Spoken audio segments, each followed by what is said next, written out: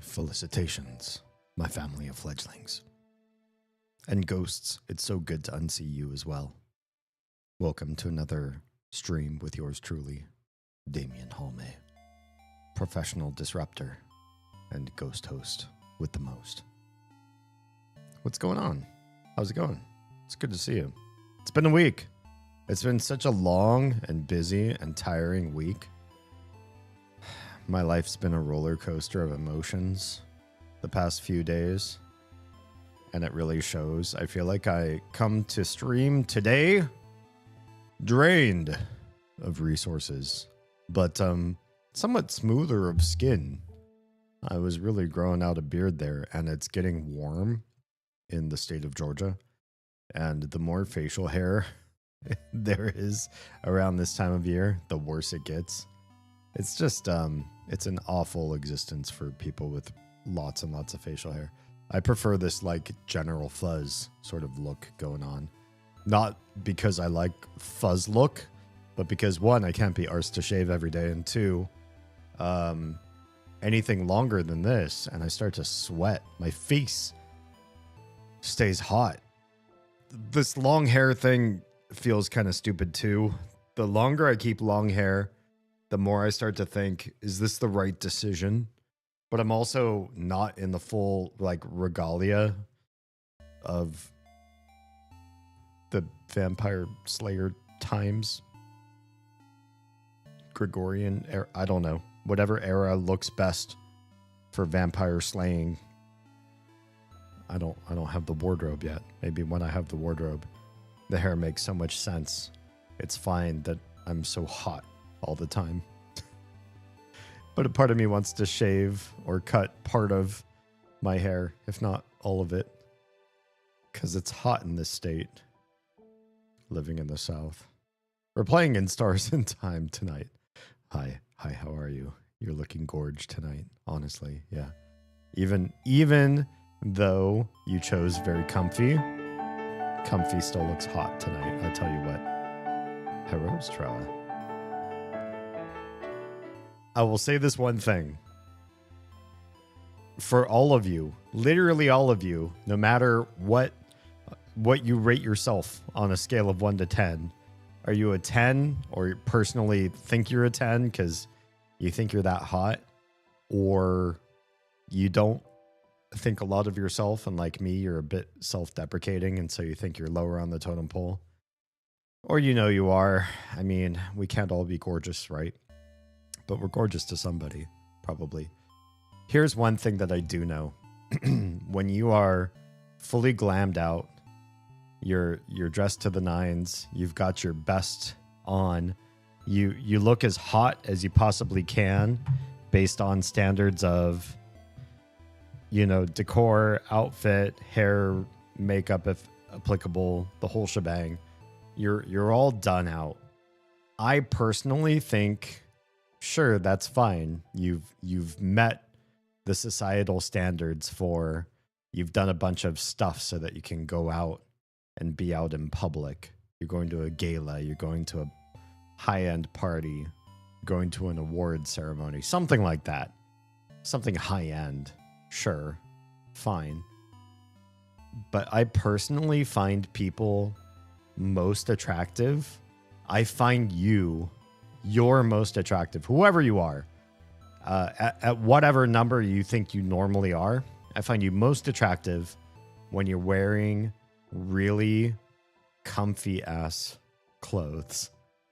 When you're in your comfiest, your most soft and self-loving, and can lounge around, and no matter what angle you're sitting or lying down in, it's giving your body what you feel like you need.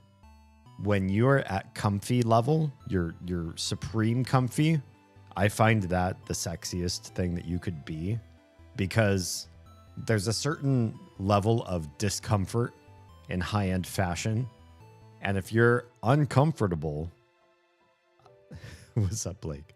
When you're uncomfortable, I feel uncomfortable for you. Like I have empathy toward, like, oh, that thing those shoes must pinch your feet funny, or that collar looks uncomfortable around your neck, or whatever. And it's like, I would rather that your body was so relaxed and snuggly and devoid of anything negative, that all you feel is positive, strong vibes, comfort vibes, sexy vibes. I find comfort sexy.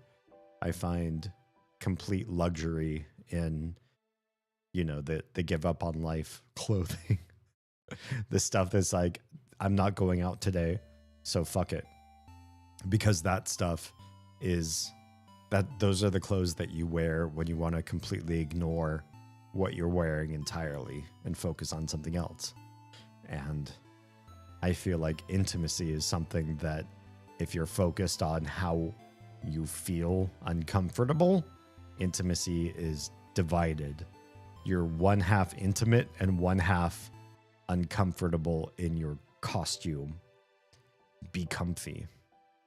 Your lazy day t-shirt with stains on it and your gym shorts are way hotter than any bedtime clothing or nighttime gala outfits. Yeah. I am not my type. That's fine. I mean, I think there are two types in this world. There are the types who are into people like them, and there are types who are into anything but who they are. I have some friends, and I know some people who very much are very hot for exactly the type of person that they already are. If they could spontaneously clone or spore themselves into another human being and fall in love with themselves, if they could find them in a second person out there in the world, they'd be done. They'd be set. They love how they look, they smell, they act, and everything about themselves so much. Not to say they're narcissist, just there's a certain type of person that likes who they are as their favorite type of person to pursue. And then there's people like me who we seek out people who are not like us. I don't like me personally. I only like me enough that I'll do enough to keep myself in some modicum of health and happiness. But the person I'm looking for is not me. I'm looking for a complementary person. I'm looking for somebody whose traits are all opposite of mine. So in all of my fallacies and weaknesses, there's somebody out there who can be my strength and I theirs. Reciprocal, not just I need somebody to leech off of, but I want to be the strong support for all of the things that they fail at. And I hope that they are the support for everything I fail at, if that makes sense. Yeah. You're going to be dealing with super loopy Troa head tonight. Oh no. Troa, what's going on? I'm on a whole new meds routine. Oof. I feel like that means you're basically being a test subject at some point, including a very potent painkiller. That sounds fun. So if I start going way off the rails, that's why, FYI. Okay, good to know. So if Troa gets interesting in chat, we all just smile and nod. I'd be right up your alley clothes-wise. 90% of my clothes are meant to be super cozy. All of it's fuzzy, silk, velvet, or corduroy type feel. I have like 2 outfits of normal clothes. Yeah, honestly, like wearing stuff to look normative out in public, that's a requirement every once in a while. But if you're work from home, or if you're just talking about how you're your most comfy around a partner or just in your own skin when nobody's around, it's probably, the Venn diagram probably does not overlap, right? Oh my goodness, what's this? What is pulling up here? Please go away. Please go away. Thank you. All these pop-up windows. Yeah. My favorite fancy attire is also very comfortable for me. Interesting. So may I ask, what fancy clothes are also super comfy. Because, you know, so it's always good to know when somebody can make the perfect Venn diagram, just using the Venn diagram analogy again, perfect Venn diagram between this is really comfy and it looks great in public to be fancy. I found that people who aren't their type tend to be better people to date. Personally, I agree too. But that's not to kink shame the other people. But that's just been my experience. The Teddy and I are completely different types, like complete opposites. I don't think there's anything wrong with being complete opposites, unless in the opposition, you don't find good common ground. I do think that complete opposite people do still need to have some shared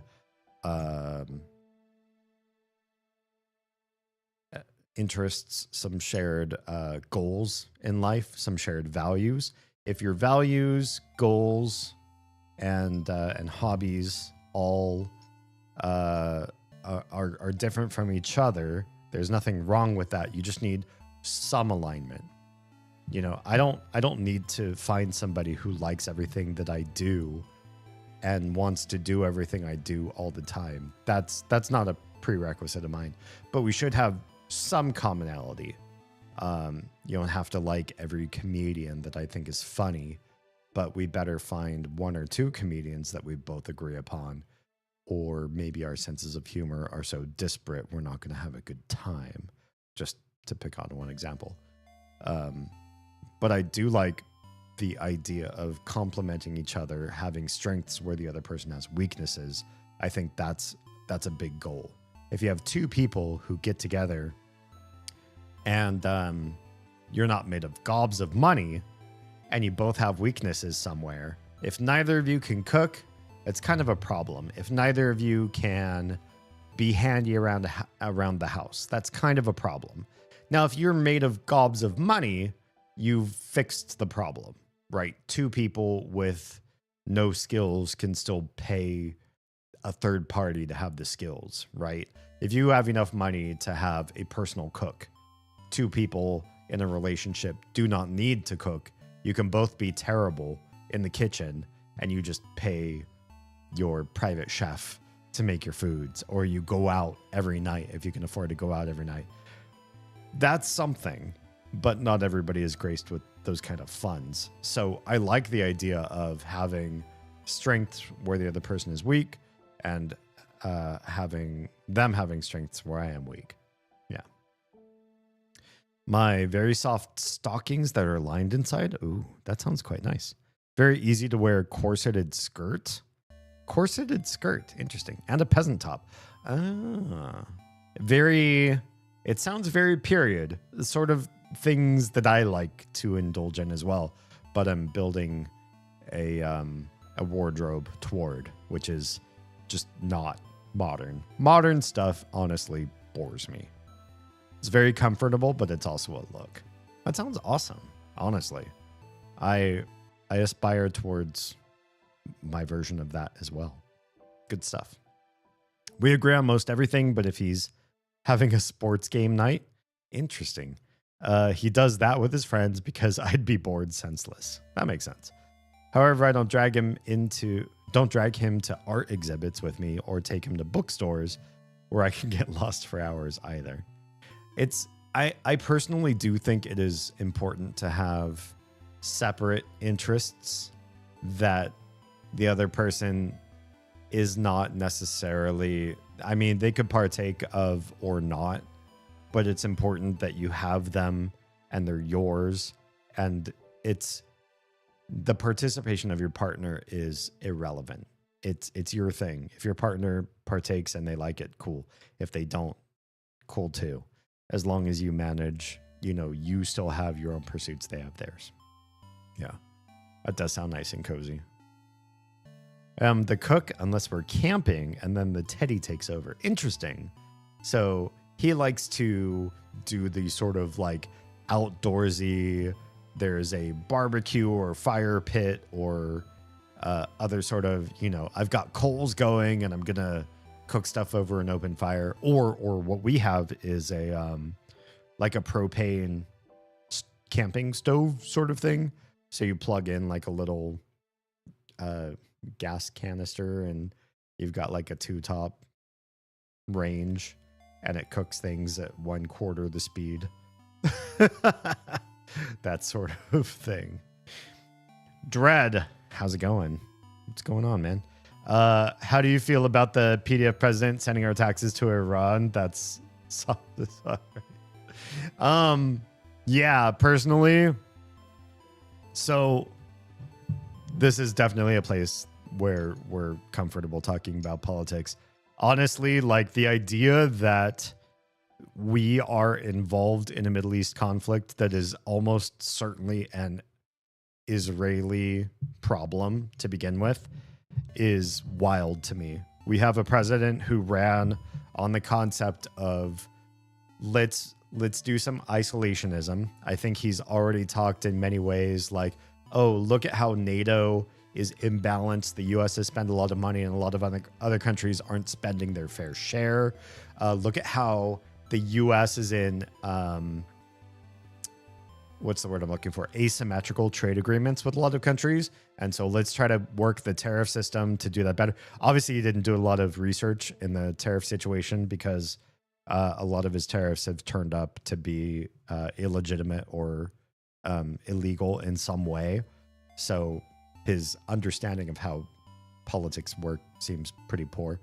But the concept behind everything that the current administration in the U.S. has built itself upon is this idea of let's pull away from the global arena. The U.S. has its hands in a lot of other countries, in a lot of other markets. We're helping create sort of a world police system, and we have for quite a while, right?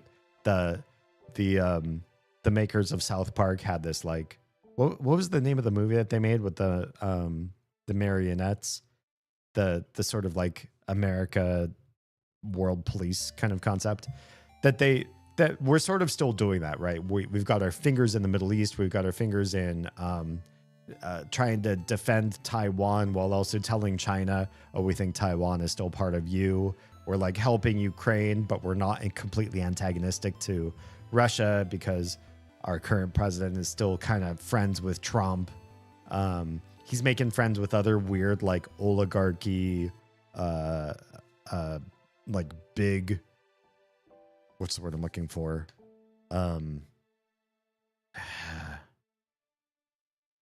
People who dominate their government. Not a democracy, but the opposite. Somebody who's like completely in control. Wow, I completely blanked on the word. But yeah, like somebody who's in complete, yes, dictator. Thank you, Kit. Thank goodness you're here. Yeah, dictatorships. Like in,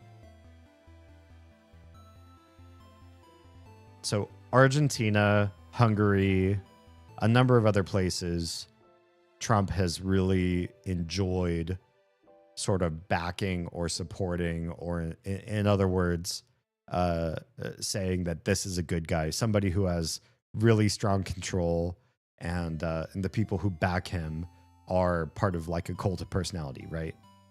I felt I was needed. Yes, you were needed. Cuba, yeah, great.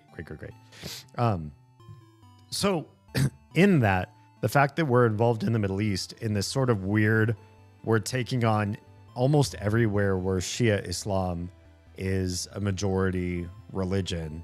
And we've been doing this for a while, but we're getting really hot and heavy about it right now. Trump's whole explanation to the public about why we're doing anything with Iran has to do with his concept that nuclear proliferation was imminent. And third party and ex-American party whistleblowers have said, hey, it doesn't look like Iran ever got to this point. When they were doing some enrichment of uranium, it was never towards weapons grade, or at least we don't have any proof of that. And so our government is doing very much a George W. Bush term over again. Like, oh, there's weapons of mass destruction. over here in the Middle East, and we have to send troops there. And for the second time in most people's lifetimes, shit's not procuring. We don't have actual proof of that shit. It's absolutely crazy. And personally, you mentioned a certain type of adjective in front of president. I do fully believe that us getting involved in the Middle East is a huge distraction from anything involving the Epstein files. 100%. 100%. Why are we not still looking into holding everybody accountable? Every single person, regardless of your political background. Are you on the far left, the far right, the center? Do you not have a strong political affiliation? Are you just a big banker? Are you a big actor or producer? Whatever you happen to be. Were you involved with the Epstein business in any way? Burn. I don't fucking care. I don't care how dear you were to me 5 years ago before I knew your name. If you're implicated and you're found as part of this, I don't care how much I loved you once. I now know something different about you. And I think that's one thing that wildly differs in the US between the left and the right is the left, the vast majority of people on the left are willing to bite the bullet. If somebody they loved, if somebody was a dear to them and had great policies and great background and did great things in this country, for this country, set great policy, got good things passed in Congress, and then they turned out to be an Epstein dear who did all the dirty things Epstein did and Ghislaine did. Anybody on the left would say, fuck that person, hang him on a noose, get rid of them. Do everything that person deserves. Every due diligence, every due justice to that person. And the right now is split. Some people care and other people are part of a cult of personality, right? There's so many people on the right who are super willing to say, sure, this person may have been implicated in the files, but think of all the great things they've done. Fuck that. There's nothing in this world, no good that you could do. No lovely, beneficial supporting of disenfranchised people, helping produce aid, creating a helpline, a path toward funding or opportunity for the least opportunity people in our environment, in our culture. You could do everything. You could help the worst of the worst. You could be the most impactful person to the worst of our problems on this planet. And if you're involved with the sort of stuff Epstein was, I still say, hang. You deserve everything coming to you. Absolutely everything. $20 billion down the drain trying to outdo Obama with the deals. Honestly, yeah, that is true. A crazy amount of spending. This administration spends money like a Democrat. If you are on the right in any way, then you would be crazy upset at how much individual tax money gets spent in government bloat, because the Republicans are supposed to be, the GOP is supposed to be the party that is more austere of spending, and Trump spends like a Democrat. Yeah.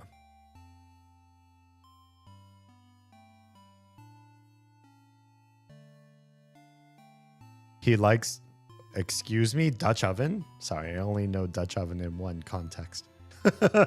No, that's not true. I do know what a real Dutch oven is. Dutch oven breakfast stuff where you bury the cast iron pan in embers. It's super tasty, but I'd be like, but I'm going to burn everything. Yeah, it does. When you trust that sort of process, you do really have to know what you're doing, because it does feel like you're going to biff the grub. Absolutely. The call is coming. inside the house, D. Kit, I knew you were here. Wait, when aren't you soon, or did you come to Georgia? Isn't a Georgia trip in your plans? The people in charge are the people at large. Hey, I like that.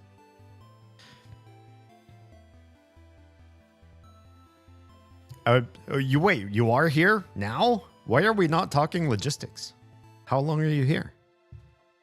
I would be crushed if Robin Williams was on the list. Right, me too. But I'd still advocate for him to be put in jail if he had. 100%. Yeah. There are so many people who are darlings to me, and they mean so much to me. I think even in some of my bios online, even on the very platform you might be watching me on, to be honest, you might see something where I say like so-and-so is like one of my heroes. But I do know if you meet your heroes, or if you find out more about them or more about the people you're inspired by, there's a good chance that there's something awful about them, and you should be able to swallow that pill. I personally am willing to accept that even the people that I love the most, or am most inspired by, or feel like I believe in their ideas more than almost anybody else that I've met, that they can still be a horrible person. They can be great and horrible, and they should be held accountable to both of those things. Yeah, 100%.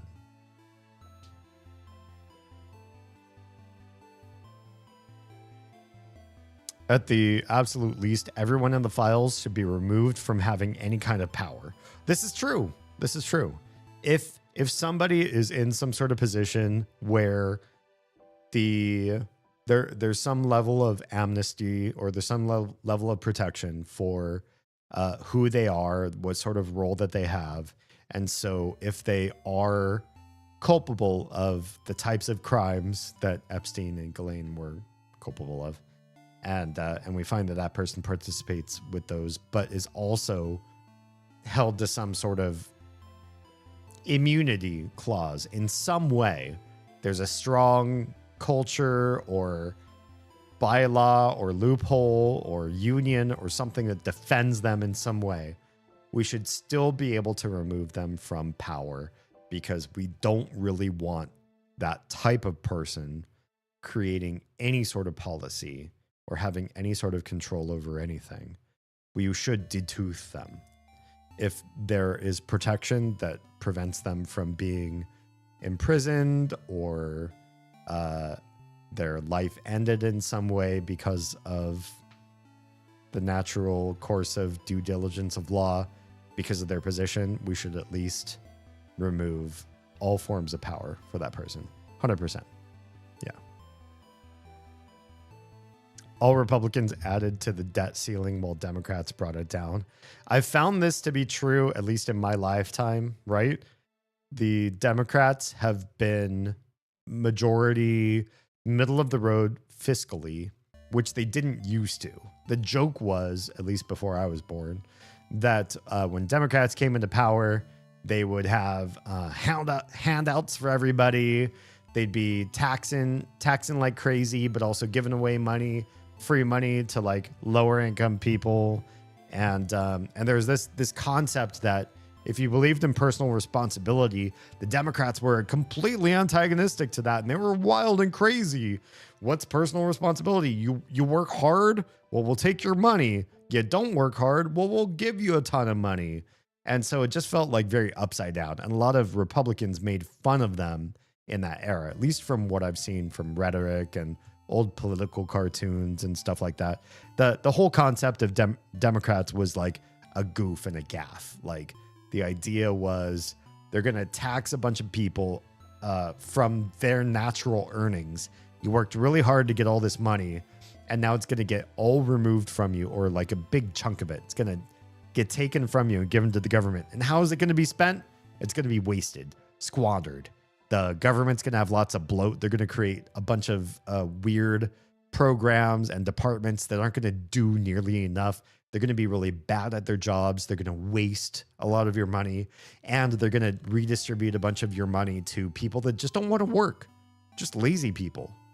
People who are tired and bored and lazy, and they feel like the government owes them something, and they might as well live on your dime. That was the rhetoric, right? Today, it feels backwards from all of that. More Democrats are creating inroads to our deficit, balancing our finances better, getting more involved with global trade so that we have more equitability on a global scale. And the Republicans are spending crazy amounts of money on weird projects that are unpopular with at least half the country, like fighting in the Strait of Hormuz right now. Seems like a pretty negative concept. Like, most people really don't want global oil trade to shut down because our current president does. It's going to piss off it's going to make almost every American have a bad time. And for what? What are we gaining from this? How are we benefiting from? How is this making America great again? I'm several hours away still, sadly. Bummer. It would be hard for us to take a long road trip, especially with the littles. In my opinion, even if you didn't credibly do the bad things, but you were on the island and not a victim, that's a disqualifier, even if it's not jail worthy. I do believe in due process of law, and I think even being on the island doesn't necessarily implicate you of crimes, but does that create some sort of inroad toward what's the word I'm looking for? To have some sort of natural suspicion, the ability to be able to maybe create a warrant or investigate deeper into these people. If you have any sort of connection with Epstein Island and yet no direct implication in the Epstein files, should we be able to continue to monitor, search, look through backlogs, and really understand what the heck you're about? I think yes. I think in cases of certain types of crimes, especially involving minors, we should have a wider berth of what is applicable, what is capable. And I think the weirdest thing that the U.S. has, as far as especially laws about crimes involving minors, is that there happens to be a statute of limitations. That to me is weird as fuck. I think if you're still alive, if you're a living human being, and at some point in your life, even though you were a child at the time and now you are grown, and there was a crime committed upon you while you were a child, that should not randomly expire. Why should we have any sort of line or delineation that says something along the course of time has gone on too long, and therefore the people that did stuff to you should not be brought to justice or held accountable in some way? Why? What does time have to do with that at that point? Yeah. Okay. It's around 5 hours between us. Oof. Yeah, that's kind of a drive. Are you in like the deep south of Georgia? Because that's the only place I can think of that's that far away. Even Savannah, which feels very far away, is still only 4 hours from us. It was such an open secret.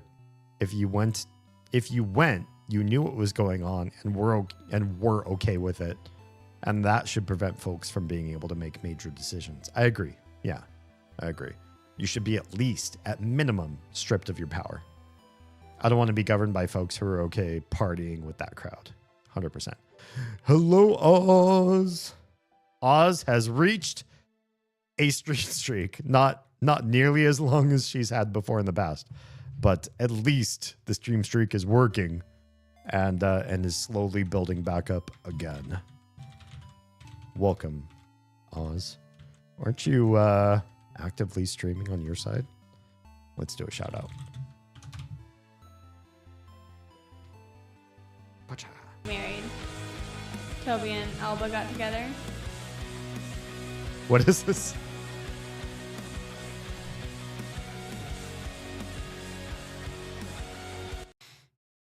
Okay. Okay. Oh yeah, you are very, very far. Yeah. I've never been down that way, to be honest. Okay. A lot of rich and powerful people are in those circles. I think that's the biggest, that's the part that hurts the most. To live in this country, to live in the United States, is to say that the vast majority of us are silenced and are incapable of creating policy because there are so many people whose money and sway and connections are enough to change the way that the government works. And even with popular votes or with local political sway or with writing to your representative, we just don't have the level of commission for change. We don't have that kind of power, that kind of influence. We are run by oligarchs here in this country. And there's almost nothing we can really do to change that unless we, even en masse rise ups are easily quelled because the government's power is so much more vast than ours. There's so many people that say, well, that's what the Second Amendment is for. I have the right to buy firearms and, defend myself and my homestead. If somebody decided in the government that you needed to be silenced, nothing that you could buy at the gun store, as much ammunition as you could acquire, and your own training and all the time that you spent at the firing range, and you've got your own special, nice souped up little personal weapon, you'd be decimated by SWAT in seconds. You don't have the power to stand up to the government. The Second Amendment is useless. If a well-trained militia cannot stop anything that the government can do to overwhelm and subsume you with their power, then the Second Amendment is useless. Personally, I feel that all the people who are gun nuts because they feel like they can stand up against the government, no, you cannot. Not at all. Statute of limitations is used predominantly because any evidence of the crime is more likely to be too old to be able to do things like reliable DNA traces, etc. A lot of it is because the time between the crime and the trial also gives ample opportunity to create false evidence. Oh, you might be changing my mind on this then. Or rehearse testimony, among other things. Okay. Yeah, I suppose I had a personal, emotional outrage against the idea of a statute of limitations, but the reasons that you cite do make a lot of sense as far as why we have that and how they can protect the defendant in any particular case, because it is easier for somebody to create a falsified record or introduce evidence that would be long since inadmissible as a result. True. Bean and I got tattooed. I happened to like a certain post where I saw that happen, as a matter of fact, yesterday. Yes, I got to see some of that. Today we feed capybaras, and visited a medieval torture museum. Nice, good choice. I approve. The last one was very intense. On one hand, it felt like too much to be walking through casually. On the history side of it, the changes we have made to prevent cruel and inhumane punishments become clearly necessary. In some ways, being able to be flippant, and walk through a museum like that and be more lighthearted because you know that our current world doesn't work as barbarically as it used to. We still have our barbarisms, right? We're still not as civilized and clean and illuminated as we probably could be. But when you look back in history and you see what we have been, we are not declining. I know I speak to a lot of old people these days. I don't know how that happens, but the general sentiment in especially like the boomer generation or anybody who's still alive of the silent gen is that the whole world is going to hell in a handbasket. because we're degenerating in so many different ways. It's worse than it's ever been before. But realistically, if you look in the lens of history, if you look at how we used to commit justice through torture and whatnot, how we used to commit different forms of imperialism and commanding and conquering and creating slaves and everything, we're doing better. How we used to disenfranchise various subgroups, and especially anybody who was a minority in any particular environment. Stop kissing everything. Lost Dreamer! Hi and welcome. Oh, it's so good to get a raid from you. This feels nice. Thank you. Welcome. It is the dreams of the lost accumulating in your strum. Hi and welcome. Lost Dreamer just subscribed. Or hi. 54 months. I don't know what to say. That's so much. And I'm so humbled. And thank you for your support. This has been a crazy amount of time that you've supported this stream and this family and this household, and it really means a lot to me, especially now that we've transitioned to doing this as mostly a full-time endeavor. My stream, Oz's brand, and then a third brand as well. Without you guys, we wouldn't have been able to make this choice. It means so much. So thank you. Thanks for bringing in your tribe. And another sub. Nico86 just subscribed. Yes, less than 3. Yes, less than 3. Lady Nico, this is officially 2 full years. That's amazing. Thank you so much. I hope everything's going well with you and the boy in your world. Let's do a shout out for Lost, because our fearless leader has come back from streaming after some hiatus, and I'm hoping that he's really enjoying being back in the world of live streams again. I think I've seen it once. No, there's been times, yeah.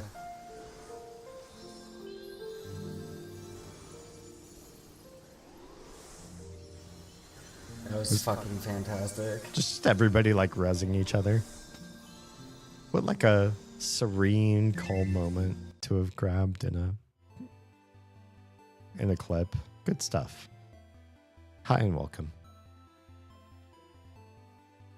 Yeah. Oh, hi. I get you to shift perspectives from time to time. I love that. Personally, honestly, if I was in a place where in talking to you that I was unconvincible, and you present great research or a good viewpoint, and I say, yeah, but, and I double down on my own position, and I just get really hardened, and I'm not able to pivot or accept new information, I think I'm already failing. I do have certain convictions. There are certain things that are very hard for me to sway off of, but with the right amount of research, explanation, or a really good understanding of the other side, I am willing to drop almost everything. I don't hold deers. I don't create what's the word I'm looking for? Protected parts of my mythos or my driving ideology. I really do think that we should always be able to be comfortable pivoting and accepting new information if it really does result in, especially the understanding of how the world works in a greater perspective, and especially if it means reduction of suffering. Any place where we can start to respect each other more, love and care for a greater portion of humanity, and especially accept those people that rub us the wrong way, so that we're not creating tribalism over again. We should really start moving toward a post-tribalist world. This idea that if you're not checking certain boxes, or if you've accidentally checked the wrong box, you are anathema, you are ostracized and extracted from the communities that you belonged to before, because, oh my God, you know, you have this wrong thing about you. We all have something wrong about us. And we should all be willing to learn to have grace for each other and grow in many different ways, while still holding accountable those worst ideas, those places where if somebody is really doubling down on increasing the suffering of humanity, we should hold that accountable. We should bring those people to light and say, like, look, this person, even when presented with evidence otherwise, or how they could benefit society or benefit humanity in a way and reduce the amount of suffering that otherwise they're standing for right now, they still refuse. They still like the suffering path. We've shown it to them and they said, I don't care, or they have this weird contrivance or faith or whatever it happens to be that that hurts more people than what it's worth. Then, you know, we shouldn't be willing to support those people at that point. It's refreshing to talk to someone who is able to revise their stance with additional perspectives. 100%. There's nothing I love so much. There's nothing so dear in my mentality that I will hold myself to that standard against evidence if the stream or if anybody proves me otherwise. You hear comments like, we should go back to old punishments instead of prison for life. I can confidently say none of that stuff should ever come back into use. Yeah, honestly, especially if you go to a museum of that kind of stuff and you see what sort of atrocities mankind was capable of in the past, and how much of that was really like, if you are not like us, if you don't cohere to our vision, then you're different.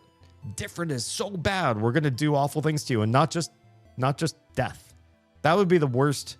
The worst thing really is that in the past, when we've had ideological differences or political differences or whatever, the prevalent powers at the time, they weren't confident enough to just say, we're just going to end this person's life. They would always go further and make something just an aberration, absolutely awful. Let that person live and live the worst experience they possibly could until, you know, you push them to the limits and extinguish them. We learn and we grow. People who refuse become stagnant. And this is not the stream for those people. If you are a stagnant-minded person, you're welcome to find so many other streams besides this one. And this is the stream where we accept, adopt, and absorb as much information as possible. And anything that increases the suffering, we ridicule openly. So, yeah. He was lost in the dreams. Yes, he was. He was very much lost. It's going decently well. Good stuff. I hope your new household is growing and being developed into the perfect vision, everything that you wanted it to be as far as decor and colors and everything. We're looking to do some painting in the near future here. We're preparing a room that has been vastly underappreciated for a long time. The walls have been awful, the ceiling's been awful, and we're finally giving it some love and hopefully turning it into another bedroom for the littles. And we're partially inspired by all of the work that you guys have put into your new place. Yeah. Wholeheartedly agreed. One such punishment, if you were found to be gay, they would insert a red-hot poker into their anus and allow the organs to fuse to it before ripping it out.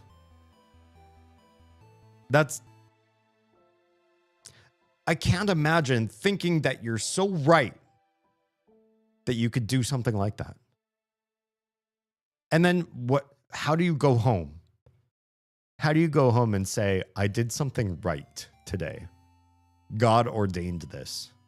The scripture said that something like this ought to happen to people. Oof. Insane. Saw that tool today. The whole place was insane in the most surreal way. I need to tend to the pup real quick, but I'll be back. Please tell Luna hi for me. Jonikins, hi and welcome. Sorry I'm slow catching up on chat. How's everything going in your world? How are you and the fam? How's Mr. Jonikins? Can I call him that? Let's do a shout out. But I don't want to leave yet. I don't want to. You need to sit down first. I love this clip. This is my favorite clip. Sit down. Sit down. Okay. Are you sitting down? We recently saw this one. Are you sitting down? Yeah. Okay. Can you watch this? Look. Don't look at my underwear. No. No. You looked at my underwear. Yeah. Okay. Okay. Here I go.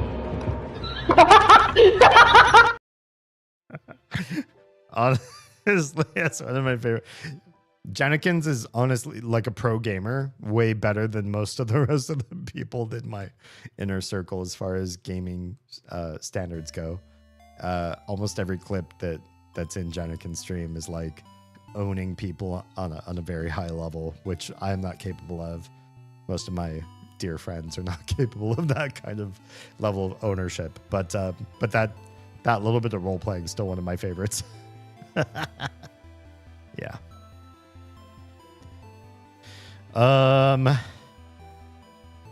You don't build fortresses. Wait, what are we talking about with fortresses? In my personal experience, the public outrage over the kind of acts, like in the files, start to lessen when instructed to act and make changes on their own. They are loud in the crowd, but when too uncomfortable standing up alone to speak up. Yeah, that's very true. Yeah, I don't know what the right answer is to create a world in which we have better direction to navigate the sort of people who were involved with Epstein's crimes. Can we create a world in which we can find this sort of stuff early? Can we stopgap it? Can we find people who are in earlier and younger development and get them mental health support?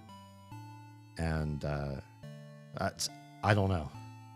I would love to see a world in which the sort of crimes like this are looked back on as barbaric and anachronistic as going to a medieval torture museum and saying like, wow, remember when PDF files were a thing that we weren't able to diagnose and redirect their course early and fix? Or remember when we didn't know what to do with those people and how barbaric that time was. I'd love to live long enough to see the era in which we look back to today and go, yeah, we were so ignorant back then. A fresh coat of paint can change a whole room. Yeah, our rooms are awful. The paint that's been plastered all over the house in almost every room today is bad. The kitchen is the one room where things are okay. And a lot of money was spent there. So we just have to, we got to go around and fix up the other rooms and try to get it matched up. What a time to come back. No. Perfect time. Yeah. Not great. Our dog crossed the Rainbow Bridge on Tuesday. Oh, I'm sorry. So sorry to hear. Did they live a long and happy and healthy life with you all before it was time? Did you give them everything that they deserved? I imagine so. The silence in our house is deafening. We have no more dogs. I'm sorry to hear. Are you looking to take some time before making that choice to maybe have another pupper in the house? Sometimes I feel like jumping in and like going to the SPCA immediately right after is kind of rushing things. I do think everybody has different timelines as far as grief, and that choice needs to be made on a household by household basis. Honestly, I don't know if they can be helped and allowing that to fester. If someone has a solution, I'd be glad to hear it. Yeah, I don't know that we're there, that we have solutions yet.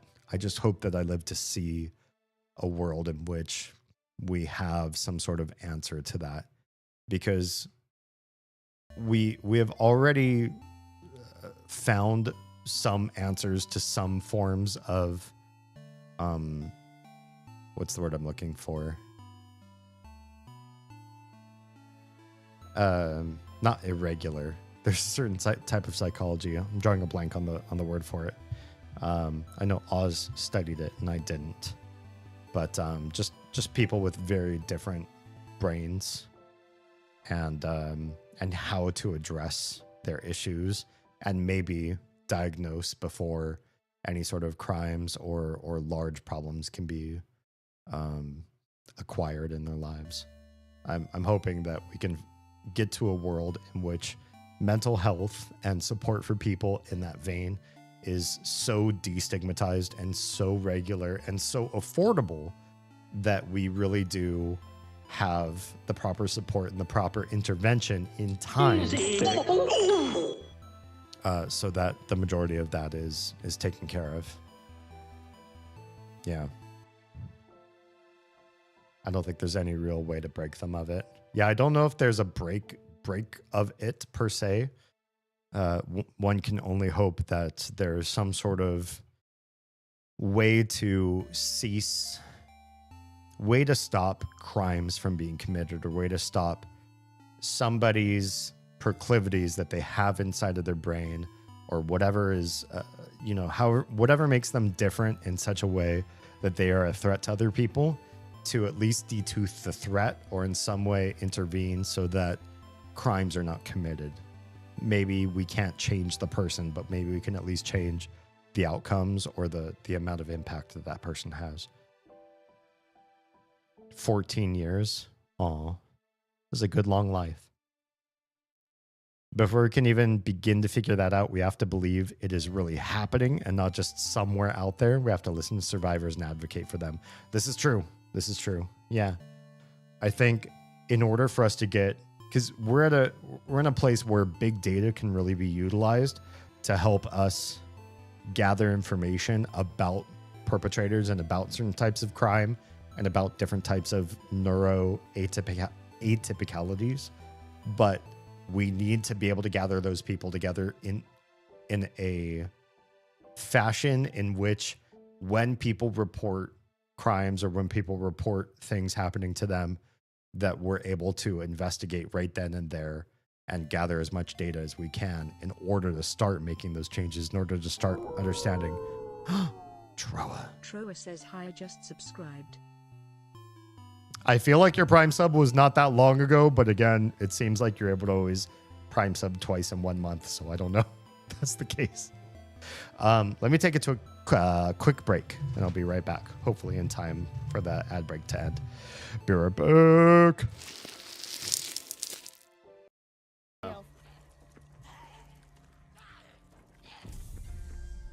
Need a mosquito? Pesquito? What's a pesquito? I just made it up. It's like a mosquito, only it's shaped like a penis. All right, let's go. Dorothy Miller, how about Cool Dentax? The paste provides exceptionally white teeth. No, she would rather pass. Dorothy Miller, can you hold my camera so I can pee? Oh, went up to a 3. Dorothy Miller. There. Oh shit, there should have. 4, 7.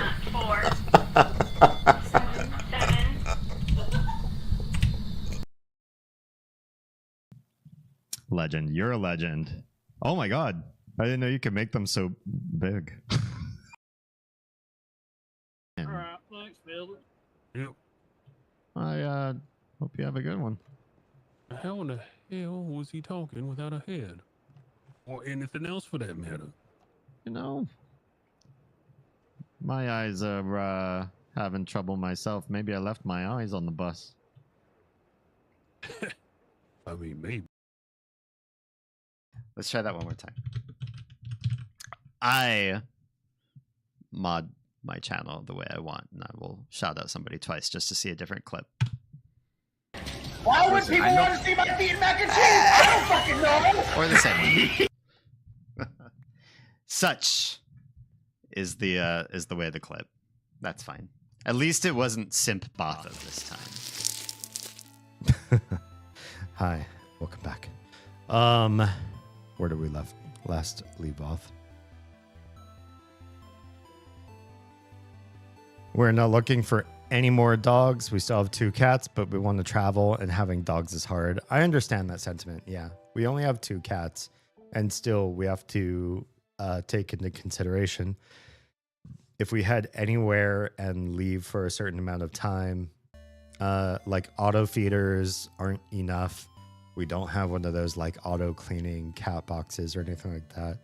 We're not made of that kind of money. So we do generally need somebody who's willing to say, I will watch your cats for you while you're gone. We're not going to send them somewhere, like put them in a kennel or whatever. They're really uncomfortable being anywhere but inside of our house.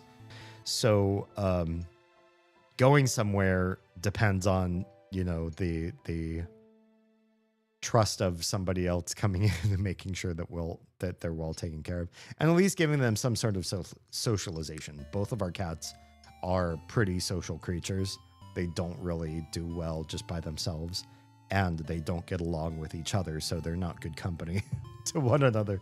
That was originally why Susie was bought from the SPCA.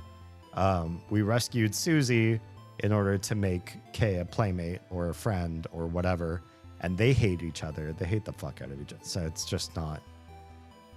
it's not good. So we need people. And so leaving, we have to consider, you know, how are the cats taken care of while we're gone? Yeah, I understand that. That was round 2 of subbing this month. It's so weird. Now, was the last time you subbed, was it 40 months? I feel like it was 39. So now I wonder if the next time you sub, if it will be 40 again, or like what's going on there? Is your month tracker ticking faster than everybody else's? Or who knows? Who knows? I haven't paid enough attention to all of that. I miss Back for Blood. I do too. Honestly, the times where we were doing just a foursome multiplayer gaming. Here's the thing though, like me as a very talkative streamer who wants to engage with deeper topics with you all and really talk when we're playing a multiplayer game that requires shot calling, it's fucking hard to do both. It really is. I would definitely want to do it off stream or like on a stream night that's like, all right, here's the stream night where you get to talk with me about deep topics. Here's a stream night where you just have to listen to me on Discord with my friendos, because there's nothing, we can't play Back for Blood and talk at the same time. It's just not possible. I think maybe that would be the only way I could do games like that. But at the same time, I really miss games where everybody's got a designated role. You're all different. You're all spec'd in a certain way, and you rely on each other, and your team strategy is what makes the game. That's what I loved about Back for Blood, and that's what I love about almost every game that I play that's multiplayer, is if you are diversified. You're not just a bunch of people doing the same thing. Like Repo is fun. Lethal Company is cool, I guess. Phasmophobia. Games like this, it's like everybody is really the same person. So there really doesn't feel like there's a need to sit on the skills of other people or depend on each other in some sort of teamwork way. You're really all just sort of in it for yourselves and each other, but you all have the same skill set. I like games where you have distinct roles. I loved that about every MMO I've ever played, all the way up through Final Fantasy 14, and I love that about Back for Blood. Yeah, I miss that. Auto cleaning litter boxes or death traps? Tell me more. Should we not look into that? We don't have one, and we've never, you know, we're not in the market for one, but I'm curious. Tell me what's the danger about the auto cleaning? Is it that cats or people can get trapped in them and get hurt in some way? The automation behind them, I hope, is safe. My boys are kennel trained, but I can usually find a cat sitter if I tell them they can use the TV to their heart's content. Hard to argue with that. And the TV is massive, so people seem all kinds of excited about it. Oh, nice. I mean, oh, dog. Yeah, I was wondering. I was like, wait, I know you have dogs. I don't remember if you have cats. Maybe I'll host. I also need to get started on Toxic Commando. It looks fun. Honestly, I'd be down for that too. Just let us know. We'll have to. I'm sure Nico, me, we could probably twist Oz's arm too, or anybody else you want to have join. Yeah. Oh yeah, they crushed the kitties' necks. Wait, the auto cleaners? What? What? How are these even allowed to be released? If there's no sort of sensor, I mean, this just sounds like the Tesla truck to me, or whatever they're called. I mean, everybody saw the videos where somebody put like a carrot or cucumber or whatever in the like the truck, the Cybertruck's auto closing trunk, and it just like sliced the fuck out of the vegetable, right? And it's like that could be anybody's finger or arm or whatever. It doesn't have any proper sensors to defend against that kind of stuff when you need it, right? Any other vehicle, if you put your arm in harm's way, like, oh, there's an auto shutting door or trunk or whatever. Oh, look, there's human flesh in the way. Guess we're not going to close. That's the norm. That you should not be able to release a product unless it does that. That just makes perfect sense to me. And to me, if a cat auto cleaning litter box can catch biological material, a head, a paw, a human finger, anybody who's dealing with it, and it doesn't stop, how are they allowed to be released? At that point, you have a torture machine. You have an illegal maiming device, right? There's been issues with some of them not sensing when the cat's inside, and it literally catches them in it, and yeah, crushed necks. My God. How is that? I'll have to do a search off stream. I think I don't want to get banned for that one thing, but that's crazy to me. I wish I could have cats, but I'm super allergic. Oh yeah, now that you say it, I remember this about you, Troa. I love cat personalities, but I prefer being able to breathe more. Yeah, I don't blame you there. That is a shame though. Look at all this shit they sell to us. Do you really think they care? I mean, honestly, I'm not. If you were a litter box designing company and you create a litter box that hurts people and animals, I don't expect you to care. I just want you to think about your profits, I guess. That's the best I imagine from you, is that's all you'll do. But what I do want is a government or some regulatory pressure upon you that if you're causing harm to people, you get punished financially for that harm. Either through, if it has to be through litigation, that's fine. It can be through litigation. But honestly, we should catch people before it has to come to courts. Like, there should be some regulatory pressure that if you cause harm and suffering to people and animals because your device is shit, as far as sensors go, as far as being able to detect when it's time to do an auto clean. How can you even release your shit? You should be downvoted or at least canceled in some way. Like the world should present so many negative reviews against you that you should be review bombed out of existence. Yeah, that should be it. That should be done. We should be able to democratically destroy a company if it's bad. It's like the new Hyundai having the thing that lowers down flat.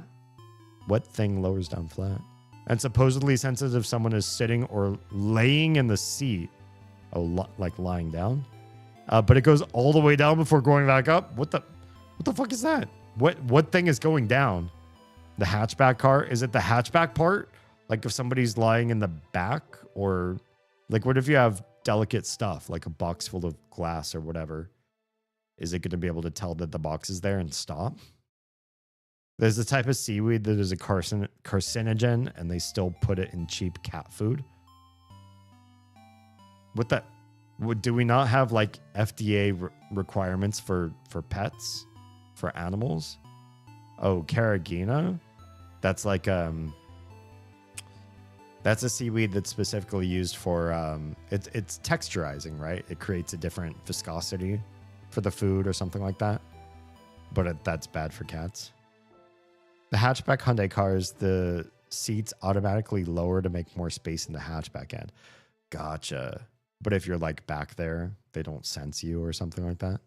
They had an incident where a tiny kid was crushed. Held accountable, please. That to me says they did something drastically wrong, and should be held accountable in every sense of the word. No fucking recall. What the fuck? Software patch? Something? Tell me something happened. You know, I was talking about a world in which we had more,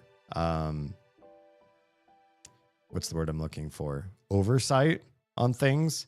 And I think in the sense that I was talking about this in, and this holds so true since we've moved to the Atlanta suburbs, is that I do really wish we lived in a world where if you saw a traffic violation occur, you had like access to your car's cameras, because every car has like sensors, but not every car has like actual visual cameras built in everywhere on it.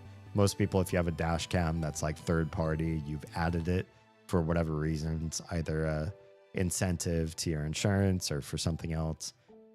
So we don't have visualization on vehicles yet, but I'm sure there will come a time where most vehicles will have more than just a backup camera. We'll have cameras, you know, sort of look everywhere, not just LiDAR, not just sensors and that sort of thing.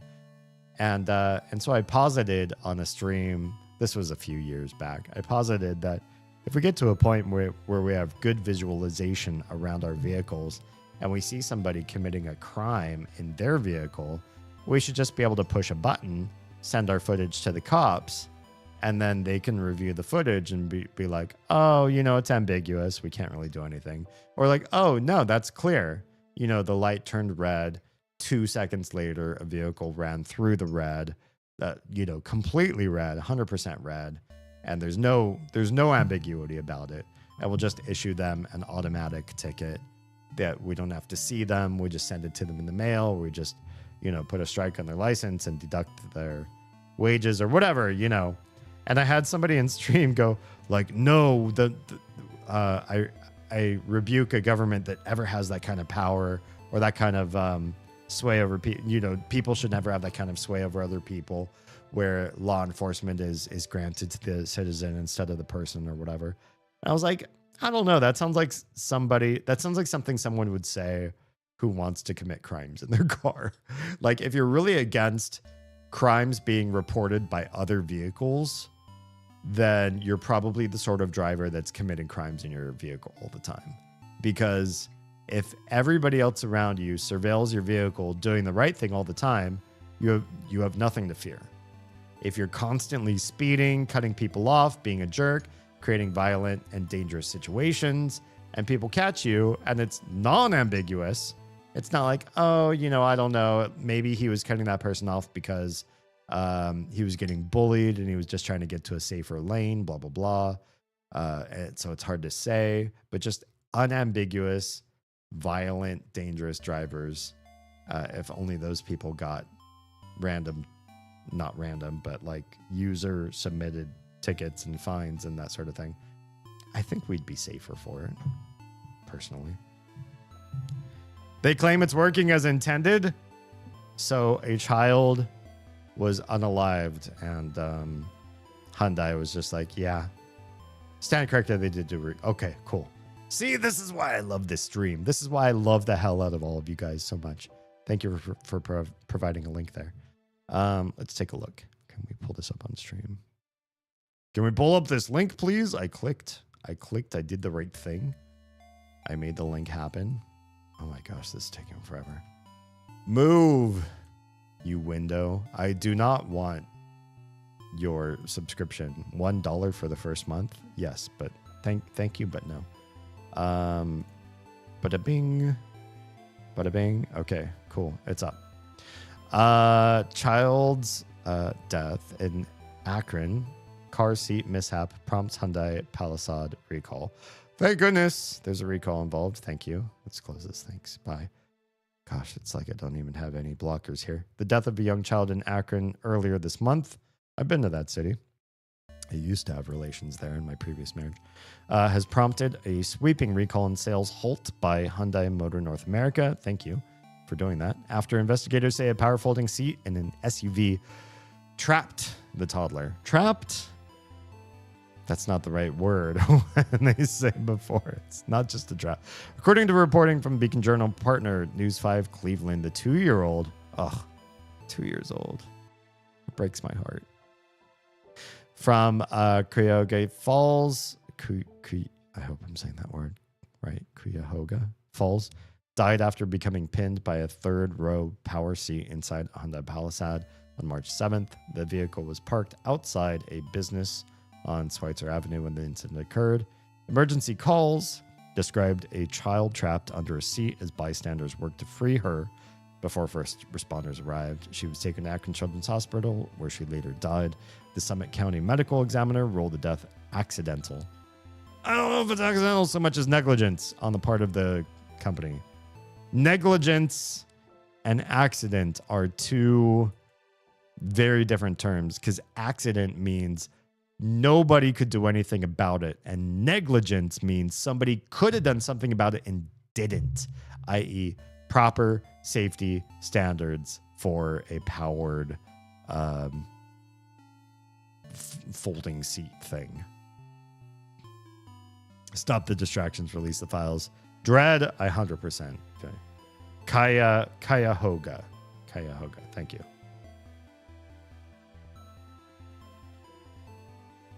No, 100%.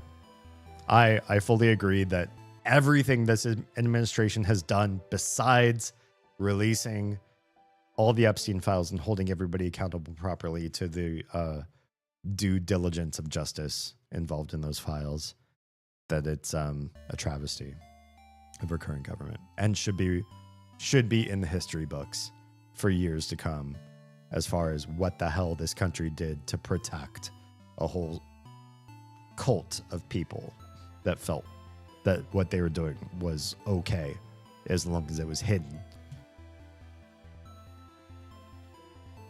Police say the girl's parents were nearby. Investigators are still attempting to determine how the seat became activated. Hyundai announced it's recalling about 68,500 2026 Palisade SUVs across the US and Canada, while also halting sales of certain models. Shouldn't this be a software patch? Maybe not. Maybe that's not a software-driven device. If it's not, that seems dangerous to me in the first place. The stop sale applies specifically 2026 Palisade Limited and calligraphy trims, which are equipped with second and third row power seat systems. Hyundai said in certain situations, the power seats may not adequately detect contact with an occupant or object during operation, including when folding or when using the second row one-touch tilt and slide feature to access the third row. The company confirmed it is working with the National Highway Traffic Safety Administration to finalize the recall action, with the repair currently under development. They said it was aware of the Akron incident, but noted the investigation is ongoing. The company said a young child lost their life and extending its deepest sympathies to the family. Okay, great. Well, at least they have some sort of interim fix here. There's an over-the-air software update. Okay, good. So it is software driven. The update's intended to improve the system's ability to detect contact and add additional safeguards during seat operation. The automakers also proactively contacting owners through email, phone calls, vehicle alerts, and media notices, urging them to use extreme caution. Customers are also being advised to ensure no person or object, especially children, is in or near the seat folding area. What's up, Nico? Interruption. Welcome. Thanks for the interruption. Hi, how are you? Before using power seat controls. I just feel like this is something you shouldn't have to personally fucking do. If you are in a space in which you can control power seat controls and functionality, and you are in said space, how does the vehicle not recognize you? Do everything you fucking can. Nico Crushing just subscribed. Ayo. Another interruption. Thank you, Nico. That is 63 fucking months. That is a lot. That's a lot of months. How many years is that? That's so many years. Nico is subscribed for every month of this stream's life since its inception. Since I was able to accept a subscription back in January of 2021, I think is the first time I was able to. Absolutely insane. Hi and welcome. Let's do a shout out. I know Nico is on a current hiatus with streaming, but Lost and I were just talking about getting you up on a stream, if not your own.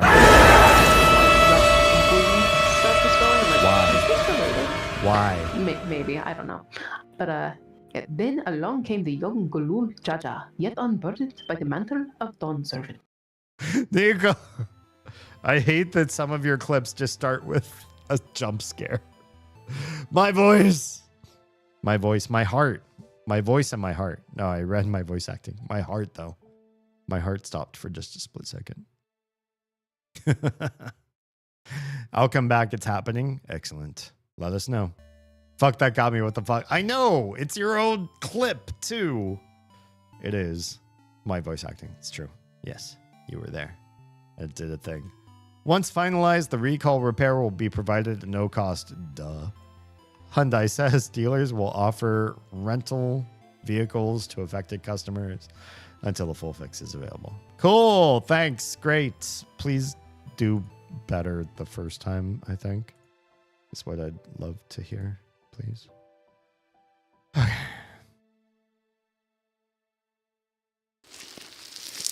We're playing this game tonight in Stars and Time. It's been a fantastic game, to be honest. Such a good game. What is that ad? Okay, ladies squat. Wait, what? What? What ad? Wait, first of all, why are you stuck in an ad? Nobody else is watching ads right now. Second of all, I thought you were subbed. Oh, was it an ad? Oh, wait a second. I see what you're talking about. It was where we were reading the article. Hang on, I have to bring this back. Lost mentioned something about it. What on earth were we looking at here? Not you. Where'd the ad go? Oh no. Did it disappear? Wait, stop. Stop auto-loading stuff. We lost it, Lost. I'm sorry. I don't know what to say. It's gone. The squatting ad is done. Also, what the heck is happening there? Some sort of AI-generated gooey sleeping person talking about sleep apnea. I don't think our squatting person's gonna reappear though. I'm sorry. That's just the way the world is. Sometimes you see a crazy ad and you just never see it again. Also, Nico doesn't know what Tomodachi Life... Wait, what? How does he not know? Nico, what's going on?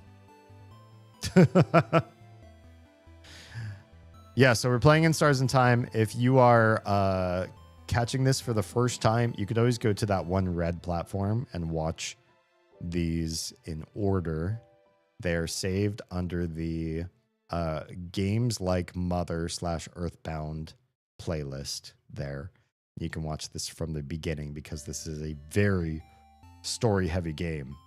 If you're just hanging out tonight because you don't care so much about the story, you just want to hang and chat, talk about stuff like the Epstein files or what, or Hyundai doing a folding seat danger for anybody who wants to sit in them, then hang out with us.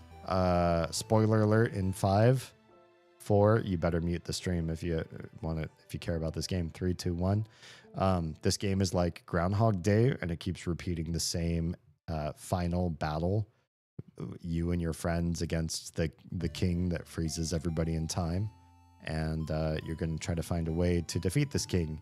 We came upon him once, and he completely decimated us, and so we have to figure something else out.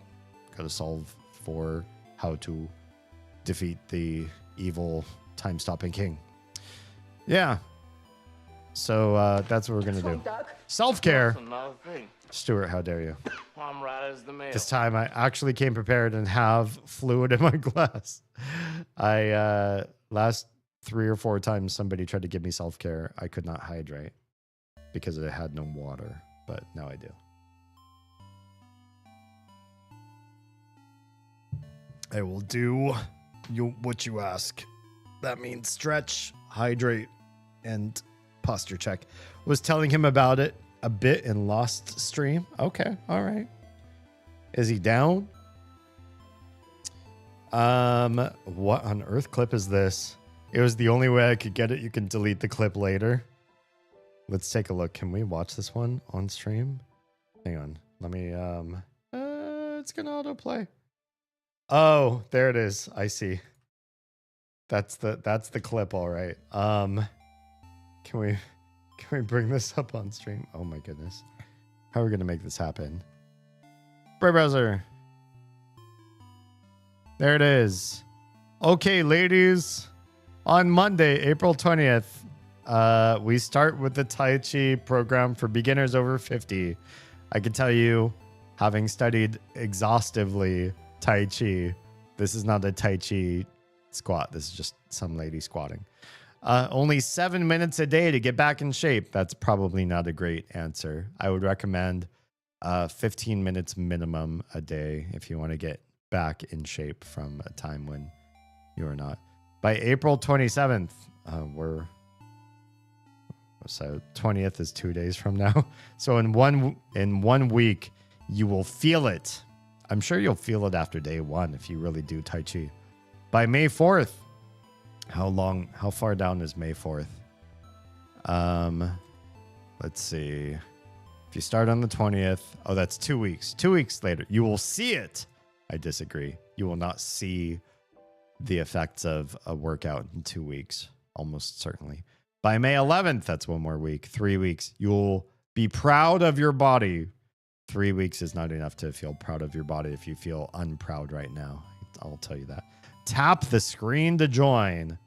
But we can already see the Google ad bits on the top right. So who would believe that? And also, you know, does anybody believe that that person in the picture is actually involved in Tai Chi? I don't know. Anyway, thanks for sharing that with us. If you want to do old lady squats with that lady, hit me up if you want to know real Tai Chi. Protecting students in a school environment justifies infringement of their civil liberties. Troa, how dare you bring up such a controversial topic before we even start the game? That's interesting, though. Infringement of students' civil liberties in order to protect them. Interesting. I don't know. What do you guys think? Should you, in a school environment, infringe upon a student's civil liberties in order to protect said student? I don't know. This fucking Tai Chi ads. Where the fuck? Why am I getting them? I don't know. Do you get them too? On Monday, April 20th, they'll be getting high. Nobody's doing anything else. I mean, that's fair. It's 420. What else are people going to do? Especially if you're old and you're down. Are you really going to be doing yoga with somebody online? Or Tai Chi or whatever? Or are you going to light up? Who knows? Personally, as far as civil liberties go, I feel that protection is overrated. I would rather see more young people put into potentially dangerous, spicy, negative situations as far as conversations go, as long as it was within moderated bounds, i.e. there were people who could contextualize things for them. I don't know if you're talking about subject matter or As far as school environment goes. Okay, Troy's giving some input. That includes unauthorized locker or backpack searches. Interesting. I don't know how I feel about that. And could even extend into lockers in shower rooms. So some real breaking into a student's like personal private life. I would say I'm not sure immediately how I feel about it. I don't have an immediate knee-jerk reaction, but just on merits of human development, the human brain, the prefrontal cortex, finishes maturation around the age of 25, right? So before that, and the prefrontal cortex is largely involved in the development of what's the word I'm looking for? Walls, protections, limitations on behavior. If your lizard brain, if your limbic brain is saying, go do this dangerous thing, have sexual relations with a dangerous person, somebody says, hey, I've got this disease, and you say, I love you anyways, and I'm going to show it. Or everybody is trying a certain drug or substance, and you're like, I belonging matters so much to me that belonging matters more than anything else. A lot of those things can get stopped by the prefrontal cortex, but if it's not hit full maturation, you can often find yourself in situations in which you're doing stuff that goes against or beyond the delimiters of your average well-matured adult past 25. So do we have a moral obligation to step in on people who are past the age of majority? They're technically autonomous adults, but they don't have prefrontal cortex development finalized. Do we have the right to say, we believe you, we trust you, and we encourage you into a lot of high responsibility aspects of your life, like taking on student loans, but we also want some oversight on you to prevent some really big things from happening? Are you going to be involved in R-word crimes? Are you going to be involved in the damaging of reputation or the destruction of other people's liberties and autonomy? Are you doing stuff that's highly detrimental or highly impactful to somebody else's or your own life, liberty, and happiness because you haven't finished developing and there's something wrong with you that we can course correct today, whereas later it would just be a crime? It's hard to say. I see the merits in that, but I also see potential for vast overreach from government and regulatory powers. And for everybody that says that sounds good if my political power, if my political party is in power, but it sounds awful if the opponent is in power. I feel like if it feels like when your opponent is in the majority of political power, you wouldn't want it, then it shouldn't be passed, if that makes sense. I see them, now we're talking about the Tai Chi ads again. I see them on YouTube. It's always targeting older people, insisting they can be young again with ancient secrets of Tai Chi. So I'm sure I've mentioned this on stream before, but I'll go ahead and say it. I studied Tai Chi for 4 years, actually. And I went from somebody who was learning just the basic, slow, you're standing around in a park with a bunch of other people and you're doing slow methodological movements with other people. It's supposed to improve your balance, your flexibility, your posture, your back and core muscles. And if you have any sort of issues with scoliosis or just problems with your balance or your your neck and back or any sort of thing. It's supposed to help with a lot of that kind of stuff. I did that. That was the majority of the first year. And then going all the way into third and fourth year, I was studying Tai Chi as a combat. Because Tai Chi is originally a martial art.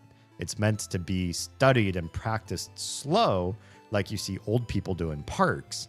But the slow is so that you get the motions and movements so that when somebody was to come at you and like try to, clock you in the face, knee you in the groin, or take you down in some way, you already have the movements memorized and you could move them fast, just like you are used to moving them slow. And you should have such a precision and memorization of everything that you've done that it's an actual real-time speed martial art as well. And I learned the majority of the Tai Chi I learned in third and fourth year, I learned for sword forms because I didn't like hand-to-hand combat. I always thought if somebody was encroaching on my liberties, I would immediately go for a weapon and probably be a sword. That's just my own personal, I don't know. Maybe I'm stuck in one of my past lives or something like that. I think they deserve their privacy, and unless you have a justified cause, shouldn't violate it. So maybe that's a good point.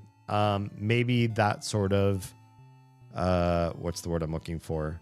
The level of surveillance that a person should have on them shouldn't exceed probable cause, i.e., there is something reported by your professors or by your dean or by enough of the student body that are non-collaborative, and they lead to, we should probably check on this person. We've heard some weird reports about how they are in their dorm room, or like various things that have happened on campus, and we've had to get the campus police involved, blah, blah, blah. Maybe from there, we should start opening up and loosening what sort of freedoms that person has for autonomy, because we just want to have a closer eye on how they act and interact with everybody else so that we can intervene in time. Not minority report like we're punishing them for a crime they haven't committed yet, so much as we just want to have a broader and deeper look into everything they do, and they should, a certain amount of privacy should be remitted or led away from them because we now don't trust what's going to happen to them in the future, and we just want to make sure that everything's okay. Something like that. But everybody else maybe should have a higher modicum of freedom if there is no reporting or anything happening against them in the first place. I could see sort of a mixed strategy like that working. Yeah. All it would take is the right rumor started about an innocent person, and then they're being dragged in for searches, etc. I have a potential remedy for that, and it ties into an app that I haven't released, but maybe someday in my life I will. We'll talk about that in a second. Or it's possible you find, say, firearms. That could be the other side of the spectrum. Finding firearms, I don't think is necessarily inherently bad, depending on what environment and culture you come from.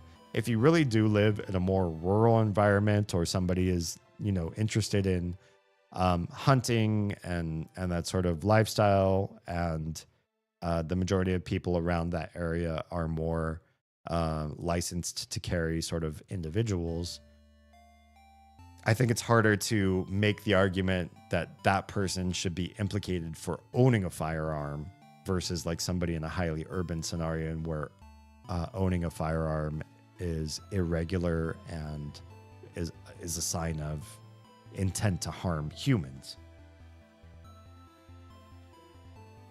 Not to say that our society should be enculturated in having subgroups where it's okay for people to be carrying, especially in school environments.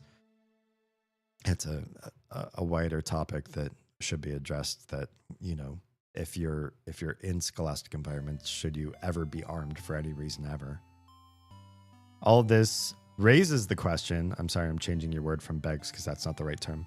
Raises the question, at what point can those rights be infringed, and how likely is it to become a slippery slope in a vast overreach because they're just kids?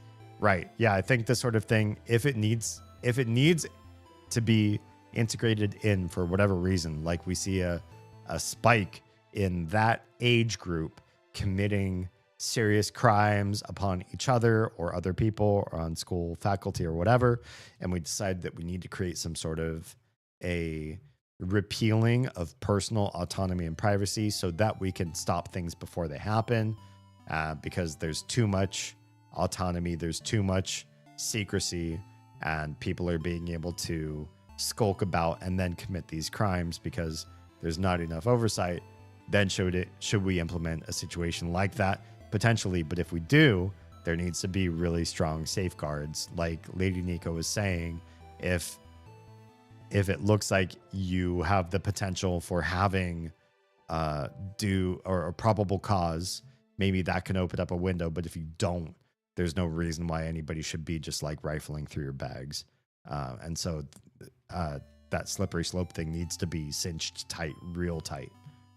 It always shows this lean but very jacked old Chinese guy. Right. Here's the thing. Everybody I ever have seen that's like advanced in Tai Chi, and this is no slight to Tai Chi. Tai Chi done right, especially as like a martial art, you could probably stay in a pretty healthy state. But every person that I've seen advanced in Tai Chi that teaches it has like a soft body and a pot belly. They're extremely flexible and smooth and fast, and they could probably deflect a number of attacks. Maybe not stop a knife fight or a gun being pointed at them or whatever, but they could at least hold their own in like hand to hand ad hoc, even with a pot belly and sort of, not jacked. But it's never, Tai Chi does not make jacked old people. I could tell you that.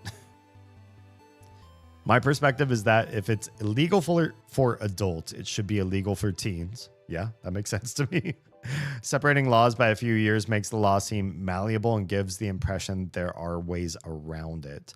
Yeah, the only thing I see is that there's a certain understanding of criminal psychology, and this is beyond my own ken as far as this goes, where there are certain types of crimes that if you are young, we do believe, or certain people believe, that there's an ability to rehabilitate, to put somebody through the right training and support so that they can change their ways so that they don't commit the crime again. They don't fall into recidivism, the idea that once they're free, they'll go back to the exact same behaviors that they were. That's called recidivism. And that we can make legitimate lasting changes for younger people more so than we can for older people. I don't know the particulars of that and like the statistics, that's something it's a risk analysis, and that's something that's involved that requires deeper education than what I personally have. But I do see if people feel that there is a difference between if you commit this crime at 15 versus 30, your ability to rehabilitate, eliminate the recidivism, and become an absolutely different person as a result of intervention or intervention tactics or whatever, then I could see like a two system sort of thing being involved there. Now, I don't have the background to be able to say why are there two systems? Why is there like a juvenile hall versus a prison? Why do we have this all set up? The only thing I can think of is it's this way because somebody knows that there's a difference between age cohorts when it comes to that kind of stuff, but I don't really know. That's a god-awful lesson for the growing generation. Maybe. My plants, thank you for their continued existence. Everything I can do for your plants, I'm happy to do. Also, the death penalty is morally justified. Discuss. So I think that a penalty that results in the end of somebody's story, their future years are completely cut off. There is no more that that person can do. It's not a monetary discussion. It shouldn't be. We should be in a post, how much does it cost to put this person in prison for the rest of their life conversation, where we're approaching an era, supposedly, where AI is benefiting us in so many different ways as far as our output, our productivity, our capabilities as a species, that if we're really more productive than ever before because AI is doing the right thing, I don't know if we're there, but that's, those are the claims, then we should have surplus money to address issues like if you've committed a crime and we're looking at putting you in prison for the rest of your life, that we can absorb that expense because of all of our additional money and food and everything, all the outputs that we could do to keep you alive. So it shouldn't be a result of, do we use the death penalty because we can't afford people in prison? That said, do we ever have instances where somebody commits a crime and we're certain that there is no way to rehabilitate that person's behavior ever again for the rest of their lives? They're a complete lost cause. I don't know. That's some JCS criminal justice, or what is that called? Is it JCS? That one criminal psychology channel. It's beyond my knowledge as to whether or not there are people who we would consider completely lost causes, i.e., you let them free after years of them doing all the right things. They've done their work study, and they've gone to chapel, and they've written essays and read books, and they've gone to the parole meetings and hearings, and everybody says they're doing great, they're doing great, they're doing great. And if they do 5 of these or 10 of these or whatever the right number is, then they're free. They've proven themselves as being the right type of person to be back in society again. We know it for a fact. If they go through all those motions, those people should, in theory, not have to face any death penalty, right? But if we find somebody fails all of those, and we really do believe, the leading science believes, this person, as soon as they are free, will commit immense harms, immense suffering, immense loss of freedom, life, liberty upon other citizens the moment that they can. Do we keep them as a ward in a prison forever?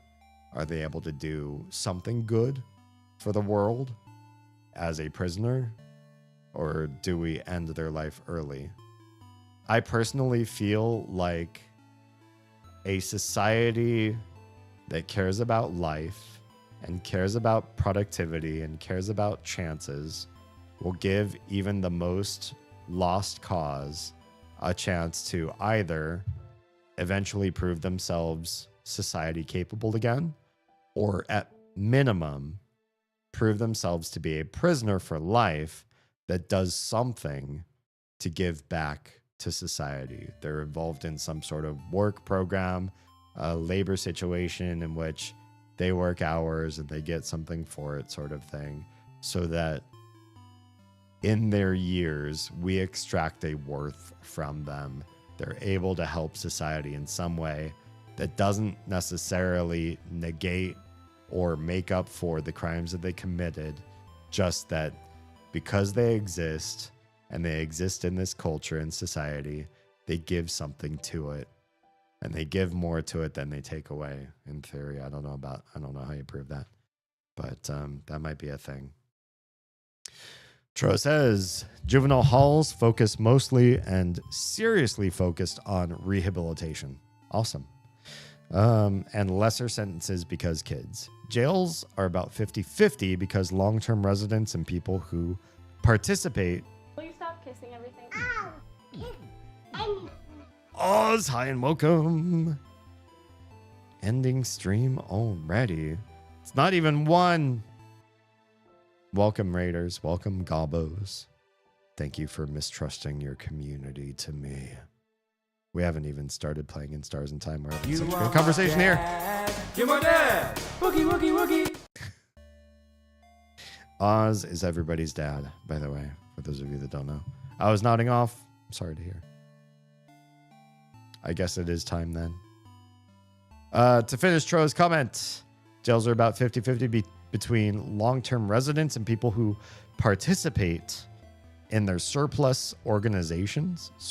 What does that mean, surplus organizations? That show remorse and personal growth can get lowered sentences. That's pretty nice, I think. Prison is made for people who are likely beyond rehabilitation, but some spare few programs exist. And not to say that you necessarily need to work toward rehabilitation per se, so much as can you give those people meaning to their lives and some way that they can benefit the greater world, or at least the greater culture that they're in and around. Yeah. I don't think all forms of rehabilitation need to be reintegration into society so much as, did you know you were doing something wrong? Can you start to do some things that are more right for the rest of the world as the remainder of your legacy? I can come on mic to clarify any of that if you like. I think I understood everything you were saying. I just don't know what a surplus organization is. Let's do another shout out for Oz, who is now raided in the Gobos. If you are a Gobbo who has come in on Oz's raid, feel free to hang out while we play in Stars in Time. Or take your meds, make a sandwich, take a shower, go to sleep. But your lurk support is extremely appreciated. So thanks for that if you do that thing. And let's shout out Oz again. Boop, boop, be-doo. Oh! See? She's already got the shit down. That was just a little Betty Boopism. Okay. That all said, let's start the game, shall we? Now that we've spent so much time not playing this game.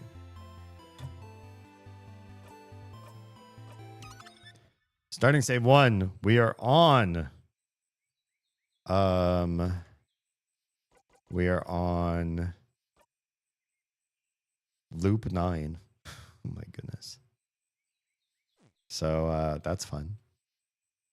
And we are back at the very beginning, knowing that we faced the king.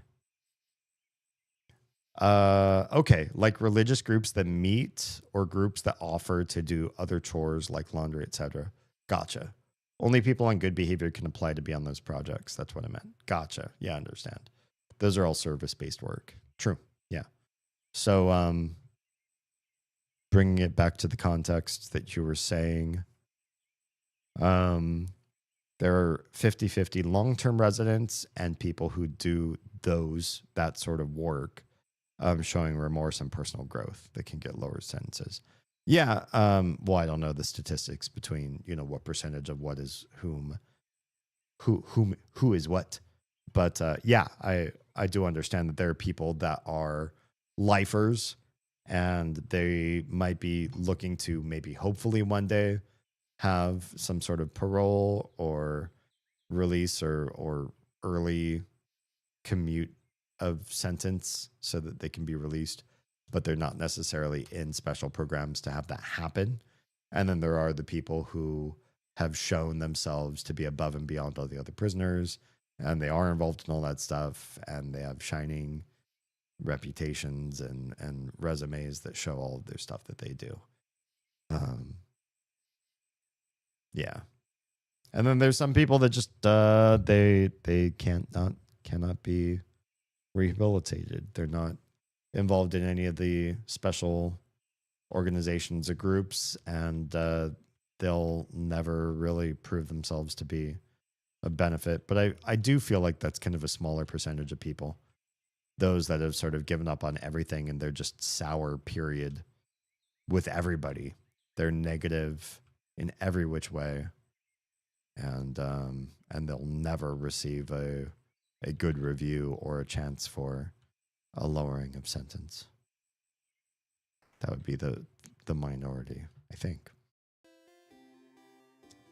Hi. Pew pew. Sifrin, I think we can skip all this, yeah? You're up. Wait, it's not the usual please? Hey, Mira. Okay, yeah, we can skip this. It was all right. Skipping. That sounds like an amazing idea. Think so, yes. Probably not. Oh, wait, maybe Maribel would know a way to survive the king's attack? Oh, that's new. That's new, and we can't skip it, so I'm glad that we weren't able to skip it. But maybe she would. I didn't think to ask Mirabelle, because if she knew a way and we fought the king together, why didn't she say anything? Okay, now economic sanctions are moral despite the people impacted by them. Discuss. That's interesting. I don't know that economic sanctions... Poop, I guess some of you are going to disappear from this. I still want to address this while on break because why not? Economic sanctions, I don't think can ever be seen as a purely moral behavior. The fact of it is that there are countries that are led by certain people that will create havoc, increase suffering. I'm just going to keep using the word suffering as sort of a baseline for understanding of what makes good versus what makes bad in a given policy, country, leadership, or whatever. A country that increases the suffering on the planet should be punished in some way.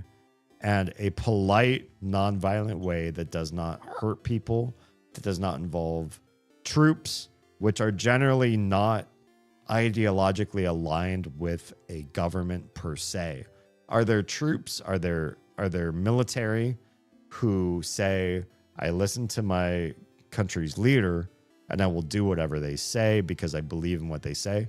Naturally, there will be. But there are also troops that are just doing a job. They are trying to help their family out. They're disenfranchised. The money that they send back to the family unit is super important. And if their leader, prime minister, president, czar, whatever happens to be, says something that they disagree with, well, so help them, it's a paycheck, and maybe they didn't have higher education to choose something else besides what they're doing right now. So they just do what they do. So it's hard to say that they're necessarily ideologically aligned with all of that. That said, for all of those people that are committing the violence and are troops on the ground and are doing all that sort of work, should they be punished with direct violence as a result? That right there is kind of hard to say. We generally don't want to be hurting or unaliving people if we can help it, if we're trying to just get our ideology across instead of their ideology, right? We feel like we're doing a better service for the world. We have an easier and better and more lucrative or helpful plan or whatever happens to be. And so we come at odds with somebody else and it comes to some sort of violent intercourse between the two nations. Generally, we don't want that to turn into physical violence. So economic sanctions seem like the right thing to do. It's not violent, doesn't involve in anybody getting directly hurt, maimed, or unalived by weaponry, that sort of thing. But economic sanctions generally tend to ripple well outside of the battlefield, i.e., you didn't consign to the government. You're not one of the government officials in any way. You're just somebody in a suburb or a rural environment or whatever. You're just trying to make ends meet. You're really just trying to provide for your family. You're doing what you know how to do, and you're hoping that the thing you know how to do is enough to keep the people alive in your sphere. That's it. You got kids to raise. You got elders or parents or whatever to take care of, and you just hope that everything you do supports them. Will an economic sanction harm your ability to do that? For some people, yes. Is it that person's fault? No. Should they be punished for what their country's administration decides? No. Do we have a better way to attack just an administration so that it doesn't hurt troops and it doesn't hurt your average citizens in their ability to buy bread, milk, and whatever, and gasoline? I don't know. I don't know the answer. I don't know how you do that. I feel like we've been using economic sanctions because we haven't figured out a way to say, if we don't like this prime minister, how do we solve against just them? If we don't like this guide post that they're using, or this leadership, or this new law or bill or mandate, how do we affect just that? How do we leave the citizens alone? I don't know. And I don't think any country knows well enough, because the majority of conflicts are not solved in a way that leaves the citizens out of it or leaves the troops out of it, one or the other. I don't think economic sanctions are morally right, and yet they might just be the best sin we can commit on another country we're trying to punish into the right behavior. Does that make sense?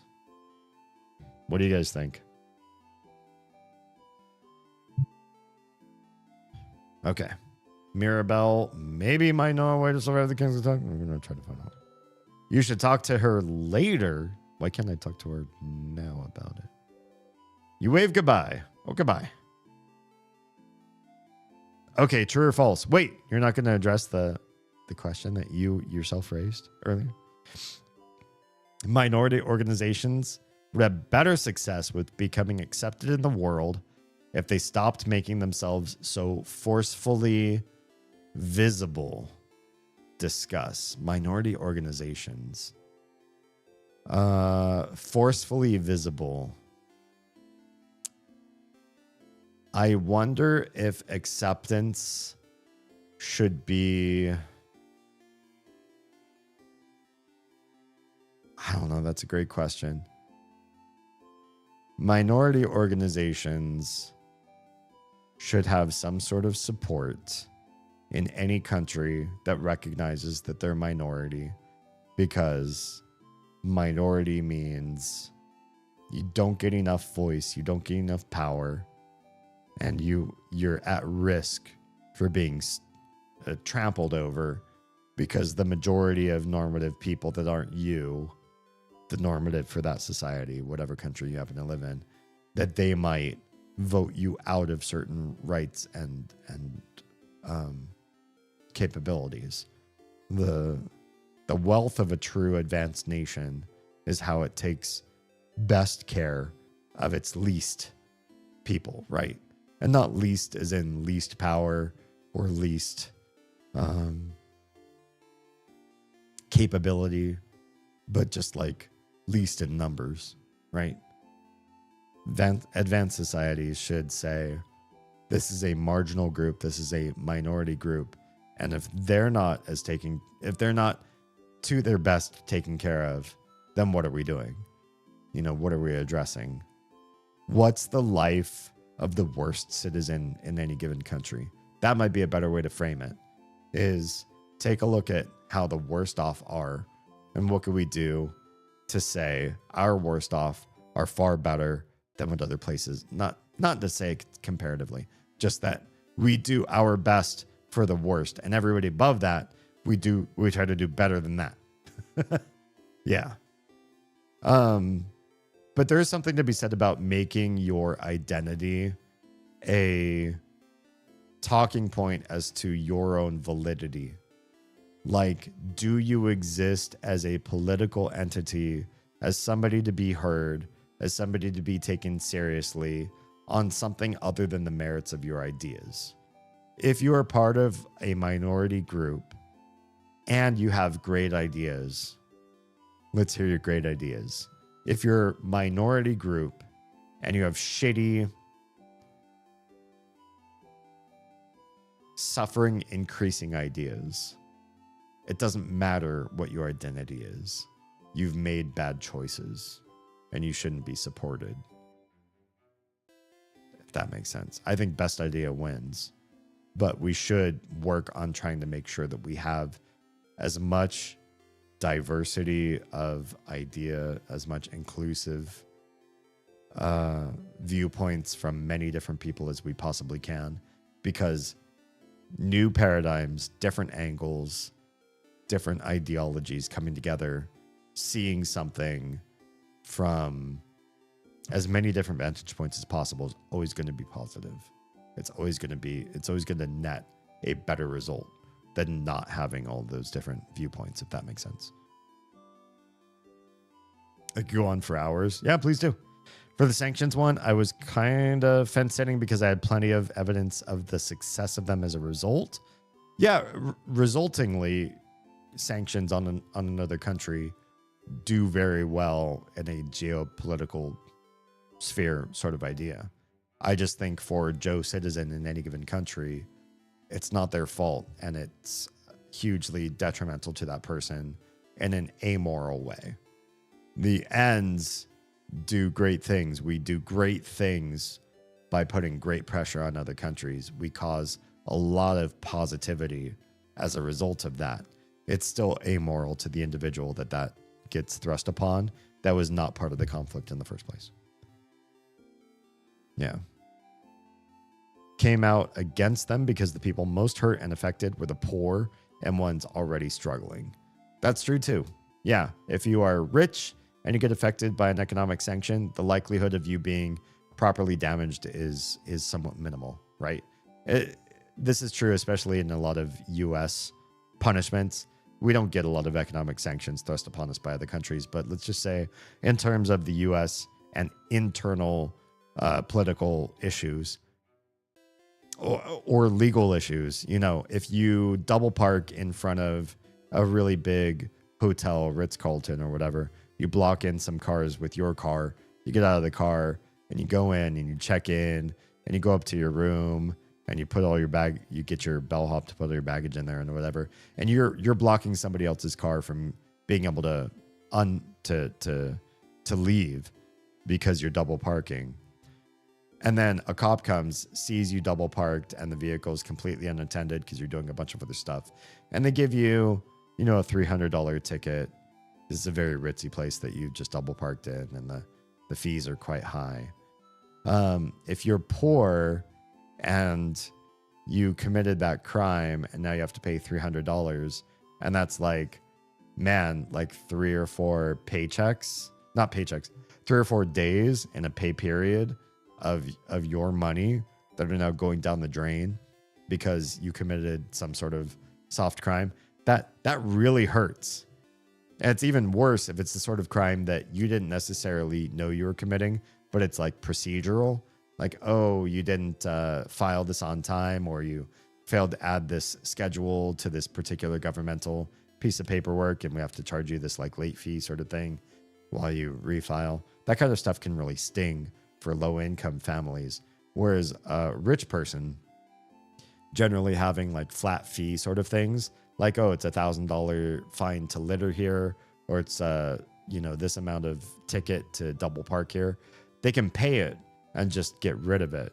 Now, there are some newer policies that are smarter, where if you do get like 2 or 3 strikes on something like a DUI or whatever, they don't just charge you flat fees for each ticket, but they eventually get to this point where you're getting strikes on a license, or you get potential to have revoked driving privileges or that sort of thing.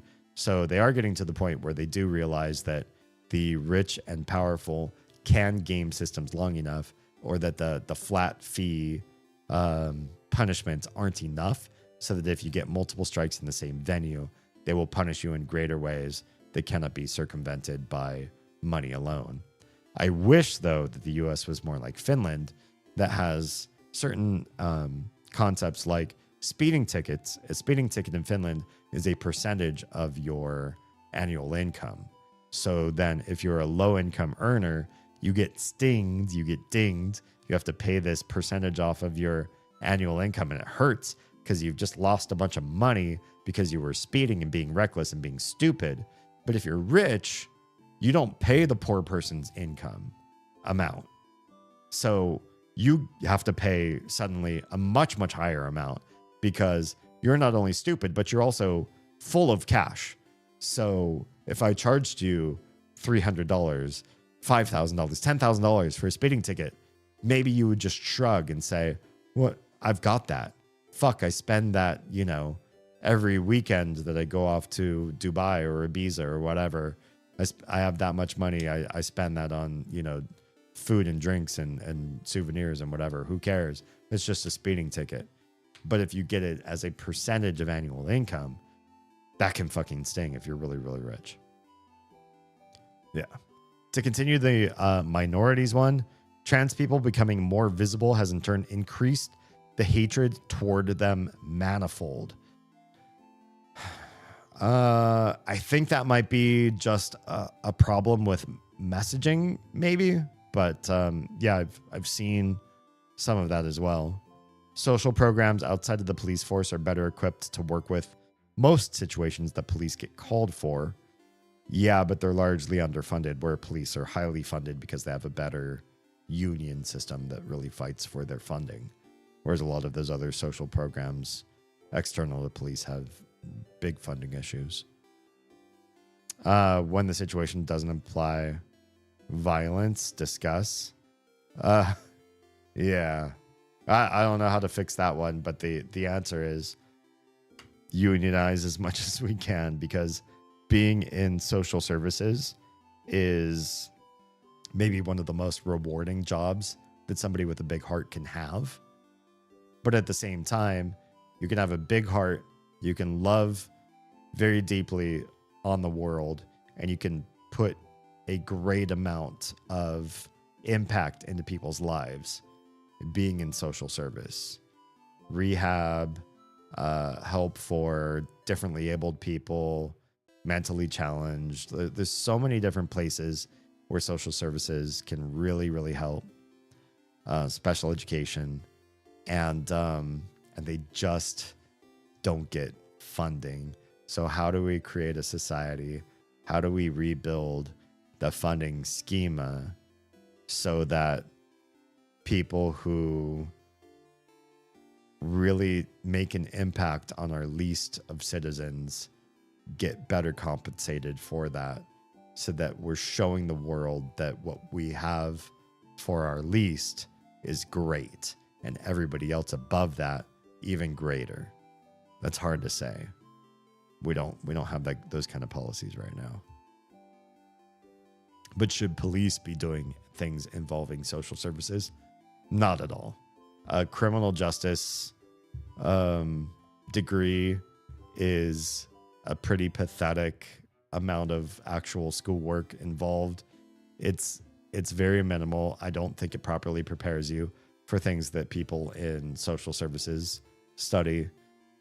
And generally the people who gravitate toward police work are of a certain psychological background. This is not true of everyone. This is just a generalization. But the type of people that like moving toward police work are not the same type of people who, if denied police, if they tried in police academy and they just didn't make it, they'd say, you know what? Well, I want to be in social services. They wouldn't be. There are two different types of people that tend to gravitate toward those two types of work. So why should police ever be allowed to do anything involving social program sort of work? I think I've said a bunch of these too as possible Discord tops in the golden age when that was still a thing. Yeah, maybe. So what caused you to bring these up all tonight? Just out of curiosity.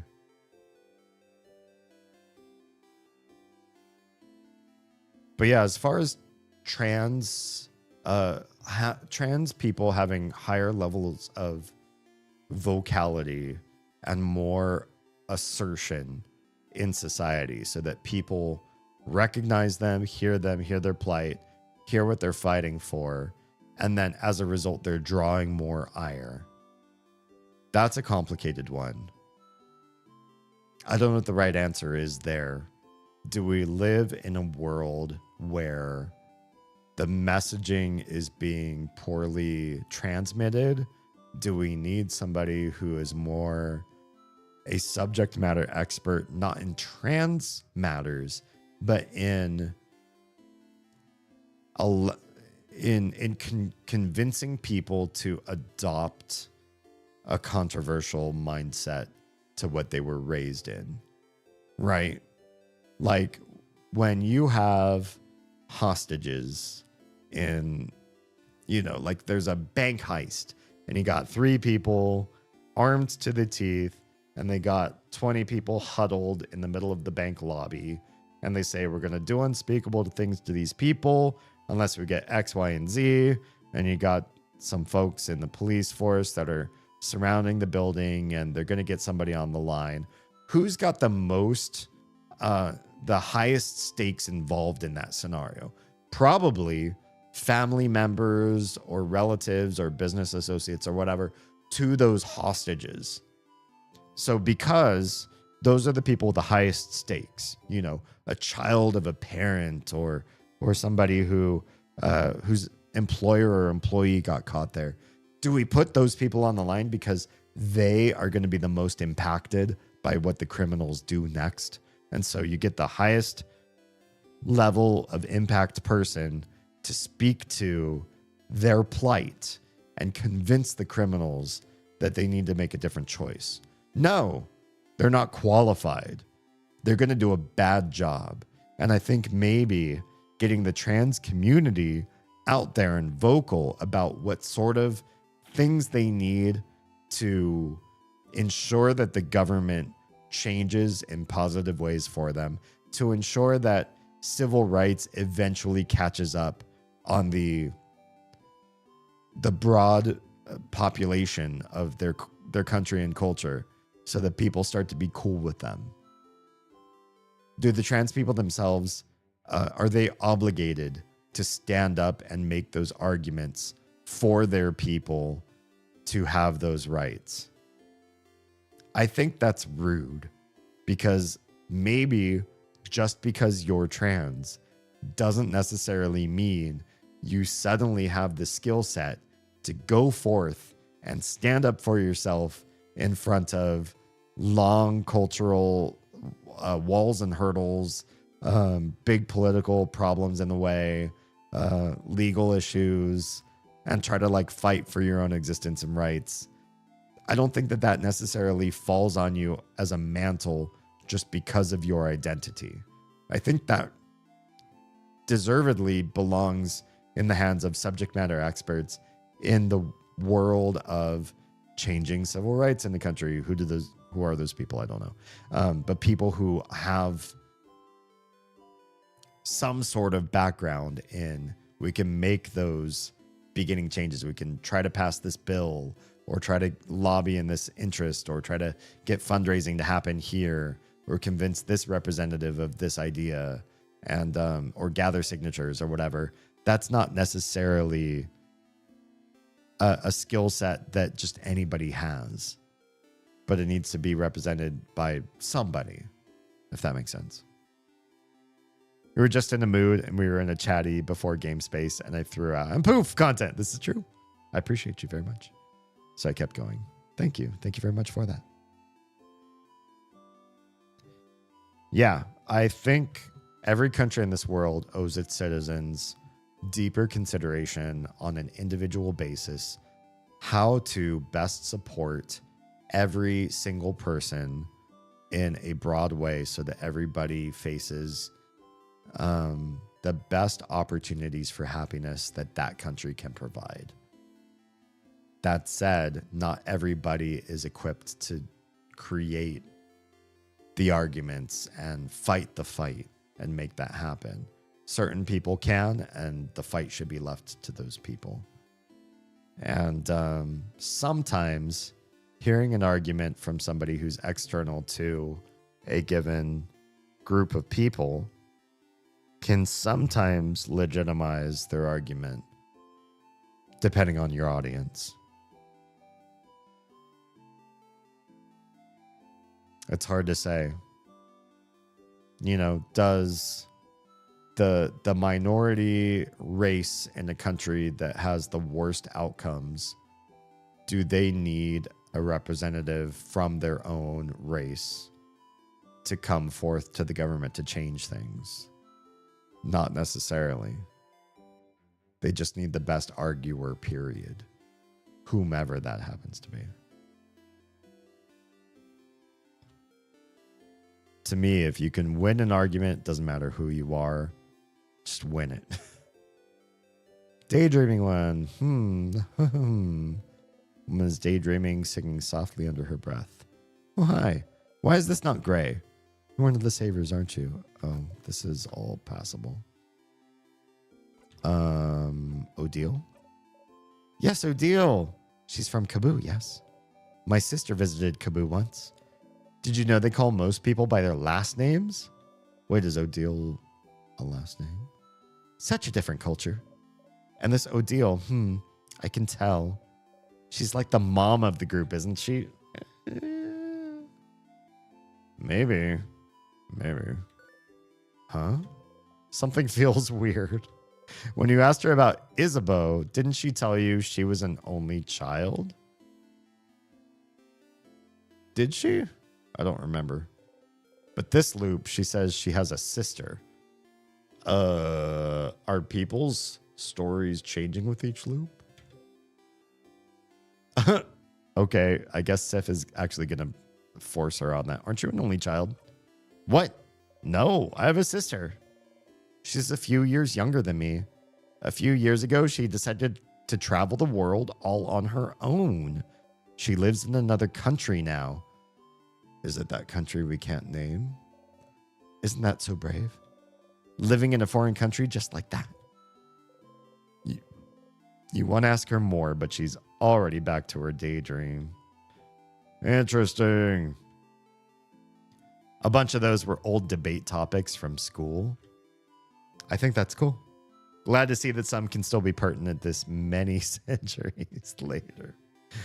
Yeah, well, I think it's important for us to talk about especially any conversation in which somebody is directly targeted or harmed or suffering in a given environment, and any situation in which there could be a better strategy tackled than what is currently implemented in a given situation, right? Somebody with too much power, too much money, making bad decisions with their situation, or people with not enough power that they have an idea but they can't get it across. These are important conversations to continue to have as long as those situations continue to occur. You know, have we really created laws or rules in which we have some sort of egalitarianism? And I don't believe in equality of outcomes. I do feel if you are not helpful, not beneficial, you're not eusocial in the ways that you interact, you don't deserve the same benefits of the society that other people's do if you're not going to be of benefit to that society in the first place. Whereas people who say, I want to do something, I want to give something, and you give to your own capacity, those people are deserving in their own rights to receive, you know, something. And that at bare minimum, you could be an awful person, or you could be lazy, or you could be incapable, that we all deserve to give the worst and least of all of us, even the meanest of all of us, not just the least capable. If you're not physically capable, if you're not mentally capable, those are meaningful. And I think we all agree that we need some sort of care for those people, because an advanced society takes care of all of its citizens. But I also feel this way about the meanest of us, If somebody is just rude and cruel and has bad thoughts and ideas, that we want to make sure that that person's supported and taken care of as well.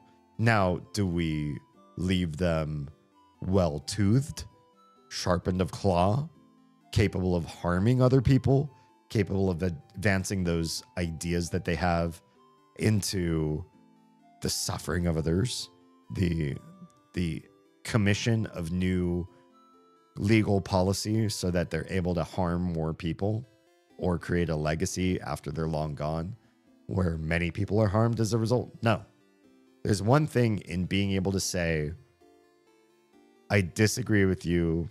You have harmful ideas and you're generally just despicable of thoughts, but you deserve to live and be supported as the least of our citizens have the rights to as well. You deserve these because we believe in the general care of humankind.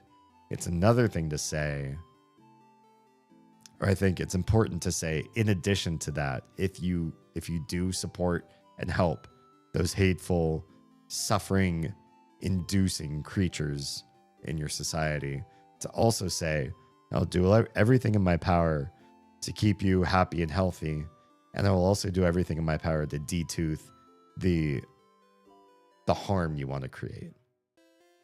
We won't tolerate the harm. We won't tolerate the bite. We won't tolerate you increasing the suffering in this world. Those things have to be as mitigated as possible by every policy that we can pass, while also saying you do deserve to exist and be supported through your days in your general personal life's journey, just so that you can affect other people. Okay. There's certain people I want to talk to, but I don't remember exactly who. Castle loving one. The end of the world is fine and all, but I only have one regret. I won't be able to know what happens to Lord Josephandre in the final issue of The Cursing of Chateau Castle. Have we spoken to him since we've found issue number 84 or whatever it is?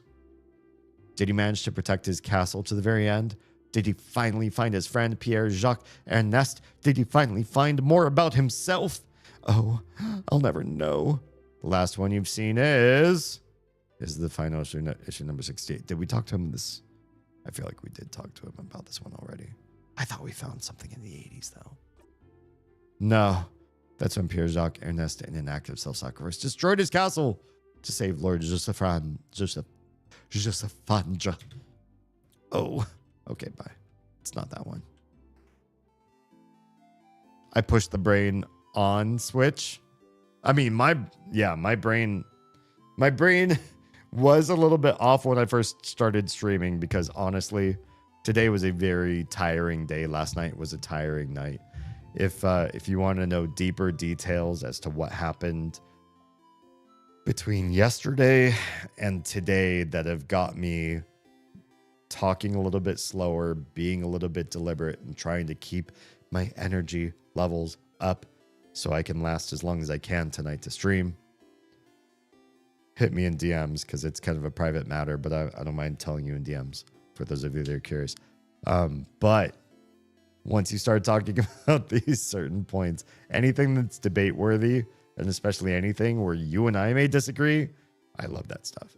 I love my community, first of all, but I also love anybody who can share with me a viewpoint they have and I disagree, and we can both talk about our points without being adverse, antagonistic, ad hominem to each other, but just share our points and try to continue to convince the other person and just talk about something and maybe even find common ground in a situation in which otherwise we would have little or maybe think we have none at all. But the longer you talk with somebody, I guarantee you generally find common ground with most people given time. And I've had some of those great conversations with some of you, both on and off stream, that where we've differed of opinion, and we're still friends afterwards, and I really very much appreciate that. I do not need you to be lockstep with me. In fact, the less you think like me, the more you will encourage me to think differently. Even if I don't necessarily take your side, you're doing your part to help me grow and do research and create my own opinions on things. And I very much appreciate that. And I hope that my differences of opinion from yours, if they exist, that they encourage you to do the same. That they either bolster your existing idea or they in some way shift or pivot or help you grow in what you think. Yeah. Okay, so this is the person that's we talked to this person before about Mirabelle. I can't remember if we have new dialogue options to have with her. Big hat, impossibly warm-looking cloak. Spread of the people. Let's skip around all this. You tell her what Mirabelle thinks of her. She thinks I'm scary. Wait, did we show this one? No, this is new. No. Yeah, she does think that the stylish one is scary. But wait, you said she also liked my style? You nod. Oh, change. Oh, yes. Oh, wonderful. I know exactly what to do. Give me 3 seconds, handed one. What are we doing? So, for those of you that haven't caught up with all of the stream, this person here and Sifrin's best friend, the main character I'm playing, his best friend Mirabelle, they think the other person is really, really cool. But stylish one here thinks Mirabelle is too cool to talk to. Mirabelle thinks stylish one here is too hot and stylish and is intimidating and scary. And Sifrin is now mitigating between those two and saying, yo, the person you idolize, she idolizes you too in a certain way and is scared to approach you. What next? And she says, give me 3 seconds. What you gonna do? What are we doing? Yes. Okay. Let's go. Let's go where? Can you give this to Mirabelle? I hope she likes it. You got the fan mail. Oh no. We're delivering fan mail. It's a package and a letter addressed to Mirabelle. You better give it to her before tomorrow. You put the mail in your pocket along with your souvenirs. Thank you. Please give it to her. Please. I don't want to scare her. Please. Okay. Let's go straight to Mirabelle. Because that was weird. Hey, Mirabelle. Mirabelle is here, sitting on a bench and looking at papers. Hi, Sifrin. Do you need anything? Yes. Yes. No. Do I want to say this one? The king killed you last night? Let's do the fan mail thing first. First. Fan mail delivery. You give her the gift. Fan mail? From a stylish lady? Okay. Oh, it's from one of my classmates? Oh, that's from a scary classmate of mine. Or at least I thought she was scary. She has a very intense look, you know. But she's gifting me a bow she made. She thought it would fit me well, and she says... Suddenly Mirabelle starts tearing up. She's such a nice person. I'm so glad that... Anyway, look at this bow. Isn't it pretty? She's crying, but she must not want you to mention it. You look at the bow. It's a very bright shade and seems to sparkle in the light. It would probably fit Mirabelle very well. It looks wonderful. It does. You got the stylish bow. Mirabelle keeps it safe. Excellent. Can we do some equipping right now? Hopefully. Equip. Big bow? No. Just boost defense. Or stylish bow does not boost defense. However, attack speed goes up by quite a bit, almost 20 points, and recovers 2% of our hit points every turn. I say that's probably worth the drop in 11 defense. Let's do it. Okay, that's done. Let's go see the change god. You believe strongly or whatever that your attacks against you will be super weak. We never chose this. Let's start choosing this one, because getting defense against the enemy's attacks built up will start to be probably a good idea. Best offense is a good defense. You win if you and your friends are the only ones standing. You repeat that under your breath. Super strong, super strong, super strong. Excellent. You actually feel a little stronger. You pinch yourself. Ouch. Okay, then not that much more powerful. You and your allies' defense got boosted a little. You close your eyes. And we're going to save right here. Hell yeah. Okay. Saved. Wow. Okay, that's enough for this loop. You thank the change god for its blessing and quickly run away. Who else do we talk to? Hi. Anything new? Hello, welcome to my home, complete stranger. Oh, you're one of the people traveling with that Mirabelle, aren't you? One of the saviors. We don't have anything new. How come we can't skip? Trying to figure out which necklace to give my lovely, wonderful, beautiful wife. Shows you 2 necklaces, one with round beads, one with teardrop-shaped ones. Her wife is not moving an inch. Teardrop. You're right. I think she'd be happy about this one. Okay. Teardrops it is. Different necklace, same reaction. Why even ask then? Hey, make sure to defeat the king tomorrow, okay? I'd like to ask my wife which one she actually prefers. Yeah, you'll definitely be able to save everyone with this power you have. So she'll definitely be able to ask her which necklace she actually prefers. Why could I not skip any of that dialogue? It seemed all done before. Did we learn about fishing? Hee. I'm fishing. You look like someone who would like fishing. I think so. Would you like to fish for a little bit? Why not? Yes. Hee. All right. Fishing time. Did I learn anything? You didn't catch anything, but it was restful to sit here and let your mind wander for a little bit. Hee.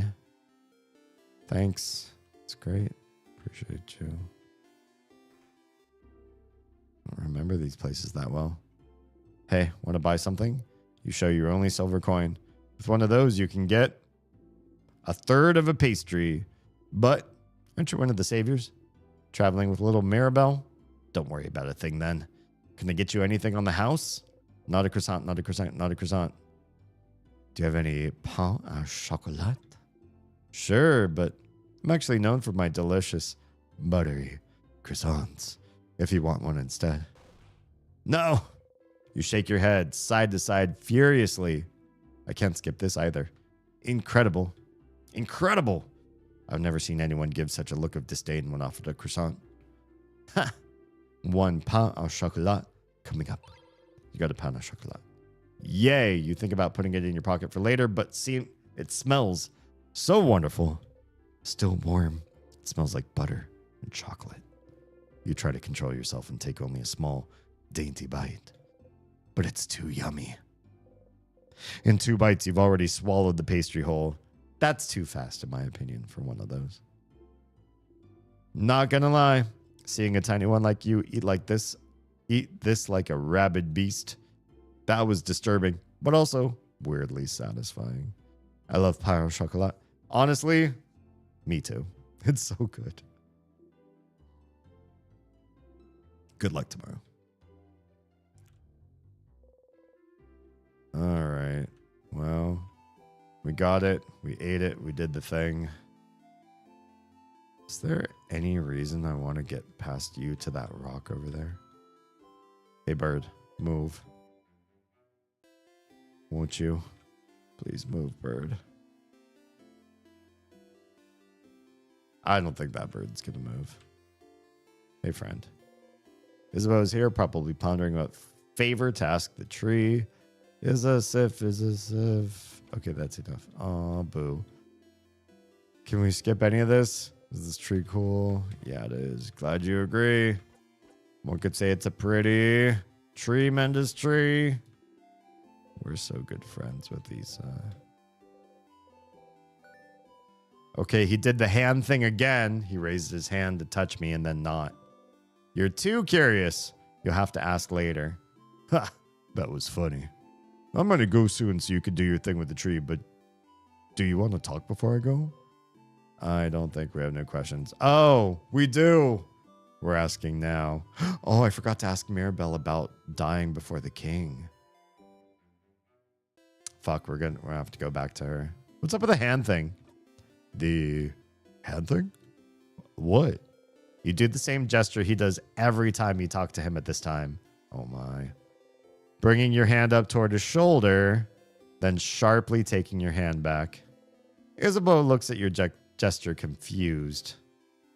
Then suddenly stills. Uh-oh. We're gonna learn something? Well,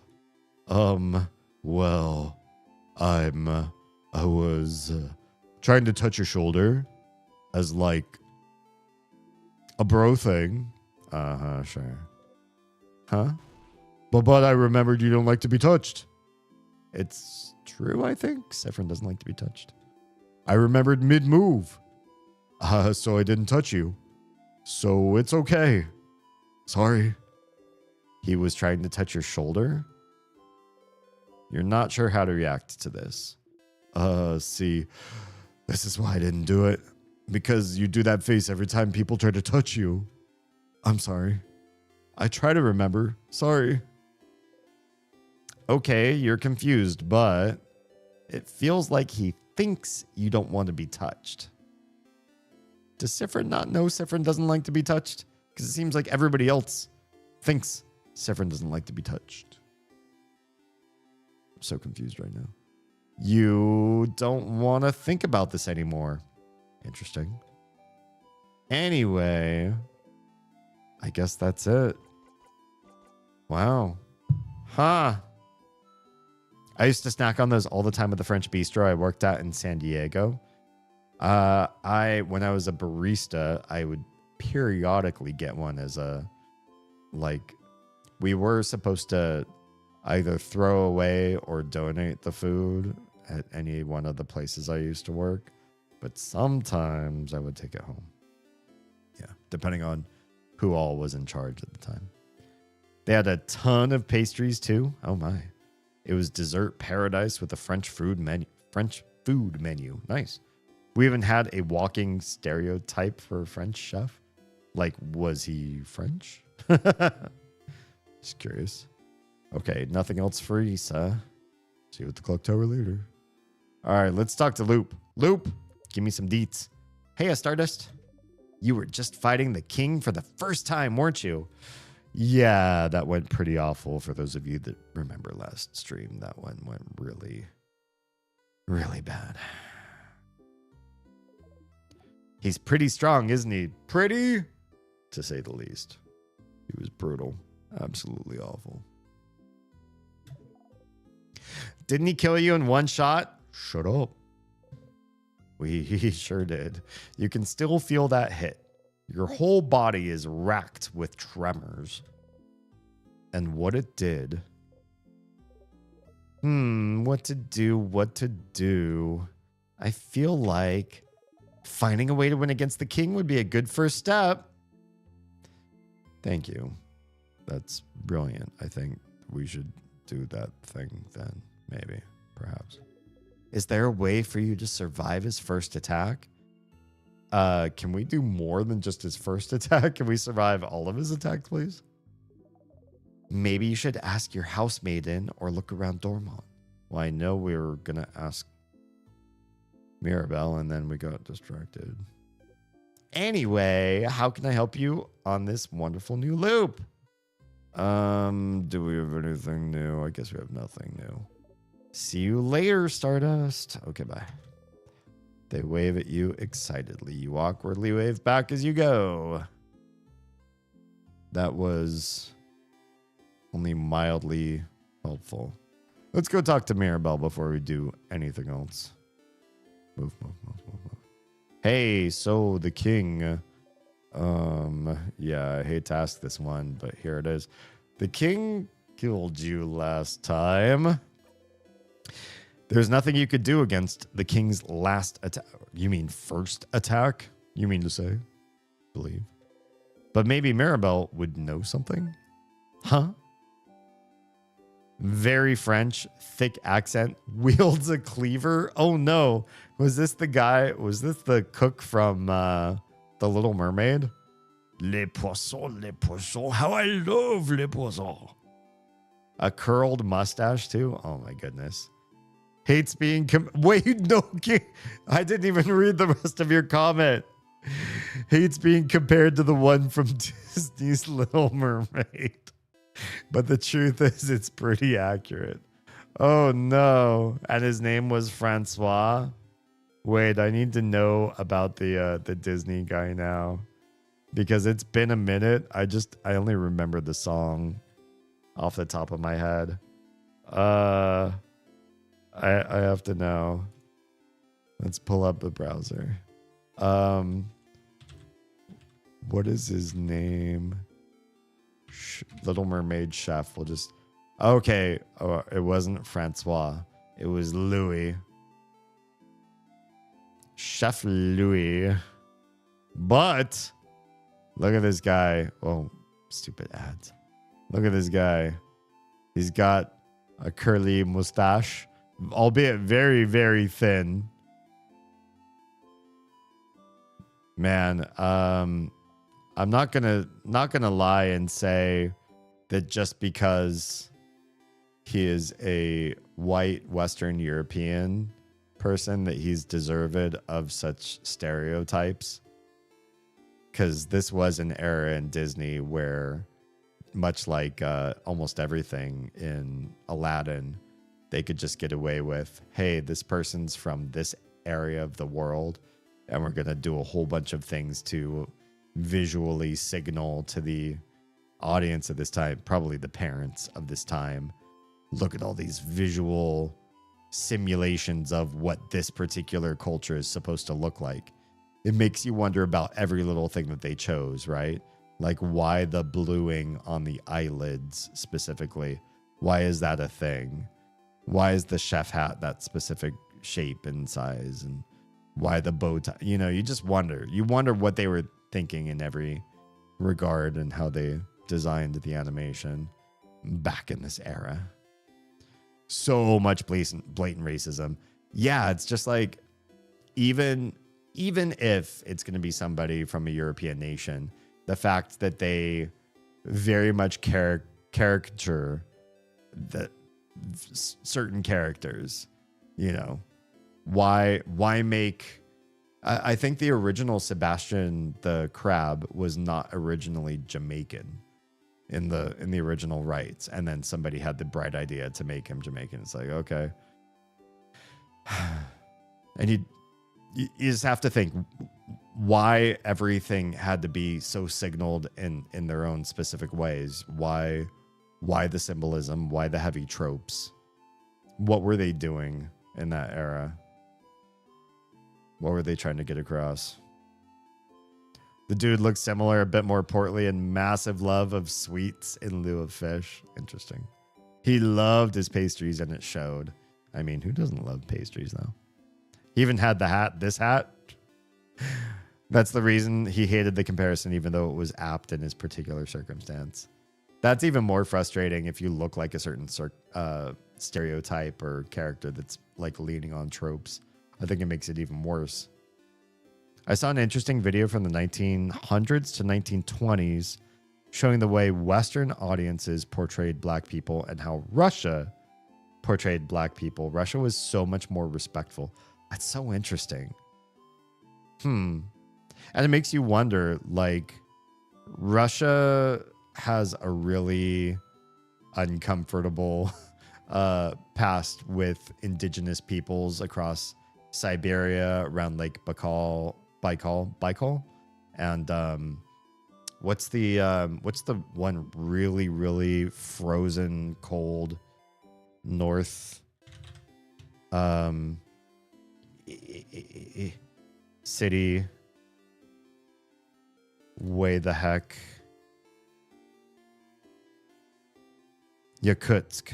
Like this whole region where you have this the long, I forget what river this is called. Can we get close enough to get a name? The Lena River, which leads from Lake, I think it's called Baikal, which should be, where the heck is that lake?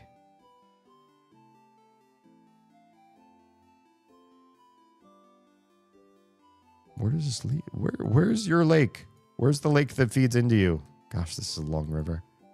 And yet not navigable either. Can you believe that? Oh, here. Yeah, Baikal. Yeah. All the region from like here to Yakutsk. All the peoples here and all the ways that they've been disenfranchised and everything. And yeah, it's interesting how some cultures are able to treat other races and backgrounds with more respect or courtesy than other places, depending on where you are and like what your navigation communications are with those different folks. Yeah, a lot of the issues that exist among Uzbekistan, Kyrgyzstan, Turkmenistan, and their borders, especially in this awful place. This is hard to see in this layer. Can we change this to terrain? No, not terrain. I just want to see, yeah, just the default. Do you see all these little like exclaves and enclaves around the outside of this part of Uzbekistan, Kyrgyzstan? It's just a mess. And the reason why a lot of this was made was to sort of divide power, to keep these people in check against each other, to keep them angry and focused on one another's conflicts instead of rising up and facing Russia. Not to say, they can't be respectful to other cultures, but we've also done some awful things. For every big major power, there's some really nice things happening and some really awful things happening. That's what I'm saying. Some people get treated with massive respect. Some people get treated with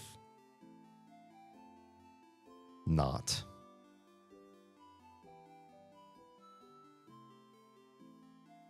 Let me see if I can find it again. Siberia. Yeah, around Siberia. There's certain places around there where the people were really disenfranchised, really, especially when there was a push for everybody to speak Russian. I feel like there's also a push to let go of any of your original indigenous beliefs, languages, and dress and all of that, and cohere to the main structure of the culture at the time. But the U.S. had that too. When my family immigrated over from Finland to escape Russia, what a misspeak. My family was from Finland, and they came over right at the time when it seemed like Russia might consider taking on Finland as another SSR. They had already taken Latvia, Lithuania, and Estonia. And so Finns were very scared that they were going to be the next Balkan SSR. Not Balkan, just that region anyways. So my family came over to the US, and there was immense pressure to exist in the US like US citizens, to speak without an accent as best as you could, learn English, American English as fast as you could, and even avoid using certain names. Like my grandma didn't like her first name, but she preferred her middle name because it sounded more closer to an American name. It just sucks. It sucks. hopefully we're starting to move to a world where a lot of that starts to become less the norm. We'll see. Huh? A skill to save us against the king? Oh. I wasn't asking you specifically about a skill, but now I'm curious. Just in case? Feels like we could find something like this in a book. Did you check the library? Not yet, but I will. The library, huh? You should check the one in the village. I don't think I have new questions for you, so we're going to go check the library. Library is this one? Are you a library? My friend made a sign for my house. Now I have to keep it. Wait, you're not. Shoot. Which one of you is the library? Is it this one? Oh, yeah. It's literally where she's standing. Hi, librarian. Bored librarian. Do you find that more people, this is just my personal listening to Americans and the way that they pronounce words, because I'm always curious about this sort of thing, that I find more people can pronounce the word librarian than can pronounce the son of a bitch, than can pronounce the word library. Like the R behind the B is difficult in library, but it is not difficult in librarian because of the stress, maybe, perhaps. And I hate this because this is the month I was born in, but the same BR structure in the second syllable where you can say librarian, many people can't say February. It's BR and BR and the second syllable. But I hear so many people drop the R, the first R in February. It's my birth month. Get it right. Shouldn't be hard. Brewing like brewing a cup of coffee or brewing some beer or whatever. Or making a witch's brew if you like witch's brews. I like witch's brews. So Febrew. What are you going to brew in February? Say it that way enough times, you'll get it right. Anyway. Should we do the library dialogue or should we wait for everybody to come back from the cheap seats? I feel like we should make advances through the part of the script where we already read everything. This is the part where it's new because we haven't picked this dialogue option, so it's not grayed out. Anything about how to survive a very powerful attack is what we will do when everybody comes back from the cheap seats. Yeah.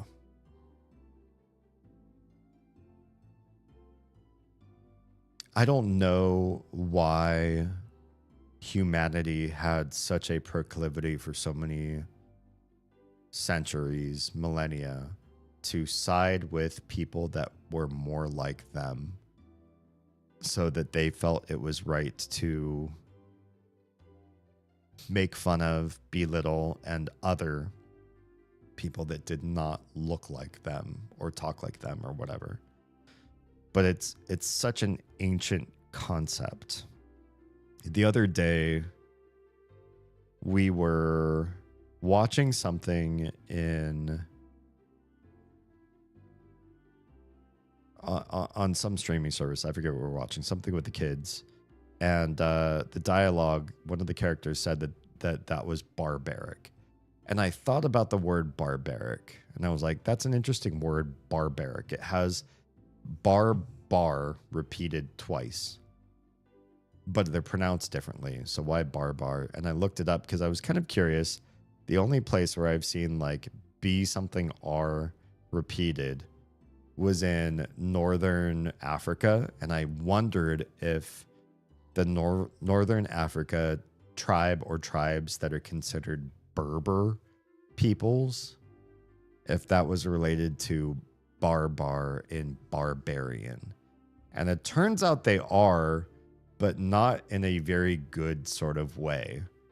Barbarian and Berber people both come from a Greek root, and the Greek root is not an actual word that means the peoples of North Africa respectfully, or the tribes of Libya, or a specific region, or an ancient area called Barbar or Berber or something like that.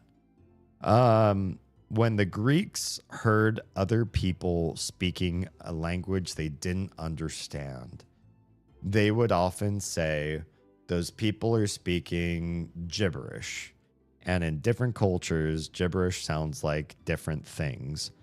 You might say, if you can't understand somebody speaking, it sounds like blah, blah, blah. That's one way to say it, right? Or it might sound like yada, yada, yada. And according to the ancient Greeks, when they heard other cultures speaking a language that was not Greek or was not Latin, they would say, this sounds like bar, bar, bar, bar, bar. That was their sound for, I don't understand your fucking language and I don't care.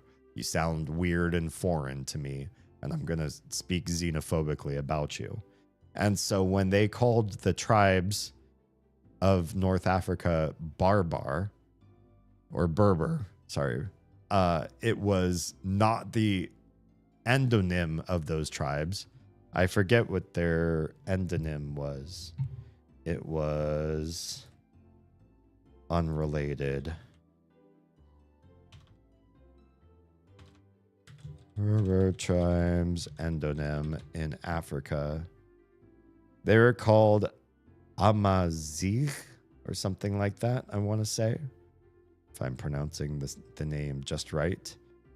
And Berber was an exonym from stupid Greek, from Greeks being rude about them.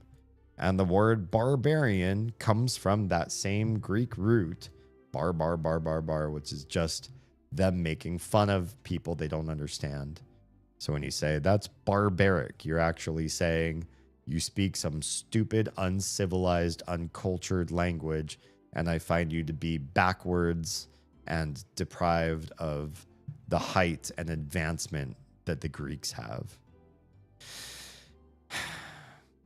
Lame and rude. And now that I know that, I find it hard to hear the word barbaric and think that that's an okay word, because it just sounds derogatory now to me. Not trying to sound like super soy about it. It's just, shitty origin for a word. Zanzibar? I don't know about that one. Zanzibar's origin is probably not related at all to Greek because it's pretty far the heck away, right? So Zanzibar is now located in Tanzania. And Zanzibar's etymology is Arabic, not Greek. So it's also an exonym. It's definitely not the, local language from Tanzania. Looks like Zanzibar's name means land of or coast of the blacks, from the Arabic word zanj, which means black, and the Persian word bar, which means coast, thrust in there. Interesting. So Zanzibar is actually an archipelago. It's not directly on Tanzania proper, but it's offshore. Neat. But it is interesting. It makes me wonder if they had an endonym, what would it be? There is a primary endonym for Zanzibar. Well, at least the main island. Unguja, apparently, is the main island. That sounds much more like a local name. Can we get an endonym understanding of that name? Unguja etymology, please. It's native Kiswahili, and it means transit or place of landing, which, when it comes to island areas, Do you really expect a name that is beautiful and has deep meaning, or is it just going to be a useful word? I suppose. Yeah. Originates from a Bantu root that predates Kiswahili. Well, look at this. We're learning all sorts of shit. I was talking about the Lost City as an add-on to one point of the conversation, but it passed. It's a legend. Zanzibar's a legend. I first heard Zanzibar from Tenacious D, but then, you know, I did learn about Tanzania a little bit myself. I used to have a coworker from that area of the world. It really inspired me to want to learn Swahili because hearing him speak the language was like, damn, this is a really cool language, and it sounds like nothing I have learned anywhere else in the rest of the course of my life. But then I thought about it, and I was like, if I dedicate time to learning Swahili, also called Kiswahili, how would I use that? I live in the U.S. Where would I use that on the regular? Except with this one coworker I had. It's supposed to be a place of power and treasure lost in time. Oh, interesting. Okay, everybody's back from break. I suppose we can continue on this conversation. So, librarian, anything about how to survive a very powerful attack? Bored librarian, survive a very powerful attack? Hell yeah. Like crafting a shield? Sure, we could try that. It's swallowed by the desert somewhere? Are we still talking about Zanzibar? It's like people thinking that they still could find the Library of Alexandria. If Zanzibar is a real place in Tanzania, was there like a mythical Zanzibar that was like lost? Let's take a look. Zanzibar myths include tales of a sunken city, the demonization of the extinct Zanzibar leopard. I don't know about that one. And the 1995 Popobawa sexual predator spirit. Oh my. These legends often blend local folklore, cultural history, and deep-rooted beliefs in witchcraft. Yeah, can we talk about this? There's apparently a sunken city of Rapta, if I'm pronouncing that right, an ancient, wealthy trade city believed to have vanished under the Indian Ocean off the coast of Zanzibar. Is that what we're talking about? There's also apparently a mermaid of Zanzibar folklore. That's pretty cool.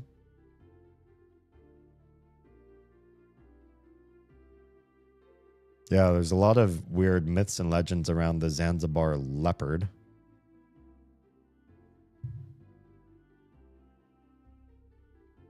There are tales about a submerged city in the depths of the Indian Ocean. But most of them are related to, like, if you go to Zanzibar, it's near there, not it is Zanzibar. At least as far as I can find in a cursory search. Yeah, that's the story. Neat. It's like a tale of Atlantis or whatever. I've heard some tales that some people believe that there might be actual lost city remains off the... There's like a marshy area on the shores of Spain that may have remains of a city that's been swallowed by the Mediterranean Sea. I also was watching a really great mini documentary on the Mediterranean that it used to be dry, which is really fascinating, that the Strait of Gibraltar used to hold back the waters of the Atlantic Ocean.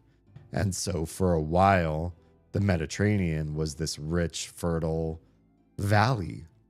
I don't know what era this was, but the concept that that whole land was dry, there are animals and potentially even peoples chilling out, living in the valley, doing their thing.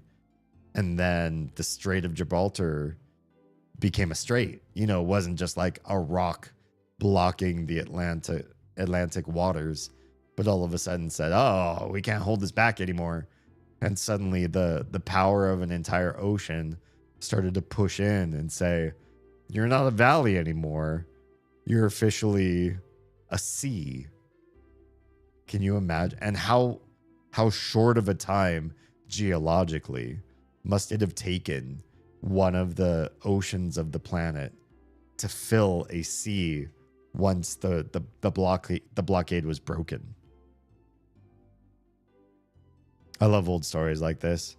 It's so cool. It makes you wonder, like, what sort of things could we find, one, at the bottom of the Mediterranean from, edge to edge, from Turkey over to Spain. And the other thing is there anything underneath that? What if we found ways to excavate underneath the dirt in the Mediterranean Sea? Could we find some crazy stuff underneath the sea? Makes you wonder. Good shit. Anyway, okay. Survive a very powerful attack. I'm like crafting a shield. I wouldn't know anything about that. You're a librarian. I don't expect you to know. I expect you to go research it. That sounds highly specialized. So go read some books, man. I don't think we carry that sort of knowledge here. How dare you? Look at all these scrolls. Look at all those books. Well, actually, it does feel like kind of a small library. There's only 3 bookshelves. There's some books on top. And then what looks like maybe 6 pots of scrolls. Maybe that's it. Yeah. All right. I believe you, honestly. I doubt even the house's library would own something like that. House's library. How do I find that? Let me take a moment to add, because I'm just remembering right now, and I think I mentioned it. Oh, hang on. I'm in a loopy chatty mode. No, you're so good. Have the attention span of a goldfish. You're fine by me, as far as I'm concerned. You're doing a great job putting on a good show with me. On some of your streams, especially if you're those of you who are watching horizontally or landscape mode, there is a stream goal. It has, since the last time I streamed, nearly doubled in size. We're getting a new camera to replace the one that I bought long before I decided I would ever be a streamer. And so I don't know if I'll ever decommission that camera. It seems like it's working okay. The one that's working literally tonight. I know I do this hand motion a lot. I apologize. But the one that's on right now, it's good. It works. It has some, it partners okay with the lights. Sometimes they fight a little bit. There's some rippling effect. I do try to keep them on different frequencies so they're not fighting with each other. And it's, well, it can't do 4K. It can do 4K, and then I dropped to 2 frames a second, so I can't do that. But it puts out an image, so it does something. I don't necessarily want to get rid of it. I might keep it as a camera B, but it's high time for a newer camera. And so the stream goal currently, all donos and bits and subs and the whole shebang, they all converge toward filling that goal. So if this month fills the camera, then hey, I'll see you on the other side of a really neat, cool new lens. A good upgrade there. Appreciate all that you've done for this goal so far. Thank you very much. So it sounds like we're going to have to find the library inside the House of Change to actually find this book. Maybe it would be in the secret library. Oh, maybe not. Maybe it's something different. What is this? What do you mean secret library? The what? I will, Toady, I promise. We'll go save the game. As this room is hot. The AC died, and I don't know how to turn it back on. So I'm just trying to keep my hair off my neck. How the hell are you, Toady? Thanks for coming. We'll save the game as soon as we finish this dialogue. The what? The what? The secret library. The secret library whose entrance is hidden in the library. Oh, that library. Oh, one of the walls looks normal, but if you check it carefully, It'll reveal the secret library's entrance. Technically, only the librarians know about it. Except now I do. But if you are trying to save Vogard... Oh, but you are trying to save Vogard, so... Don't snitch on me. Shit, I'm not gonna snitch on you. And don't lose tomorrow? We'll see about that. Yeah, I'll try. Cool. So the house's library on the second floor has a secret library? Sounds like you should go there and check the walls. Excellent. Let's do that. I'm doing all right. Slowly recovering from a mistake earlier in the week. Care to explain? Share with the class? What mistake? Okay, I think we're well on our way to learning everything we need to know about everything here. Hi. Odile is here. Odile, Severin, you look rested. Glad to see you this laid back on the day before. Anyway, how can I help you? We don't have any new questions for you. See you at the clock tower later. Is there any reason to go up here? Or is this a waste of my time? Hi. Hi. Oh, we can't talk to you? Oh, this just cutscene. Brief cutscene. I was a little bit of a dumbass and my Discord got hacked. Oh no. Dude, I mean, I didn't see any untoward messages asking me for gift card codes or to send crypto to a specific wallet. So yeah, I hope it didn't do too much damage. Horrifying, isn't it? Our beautiful house of change warped into such a terrible shape.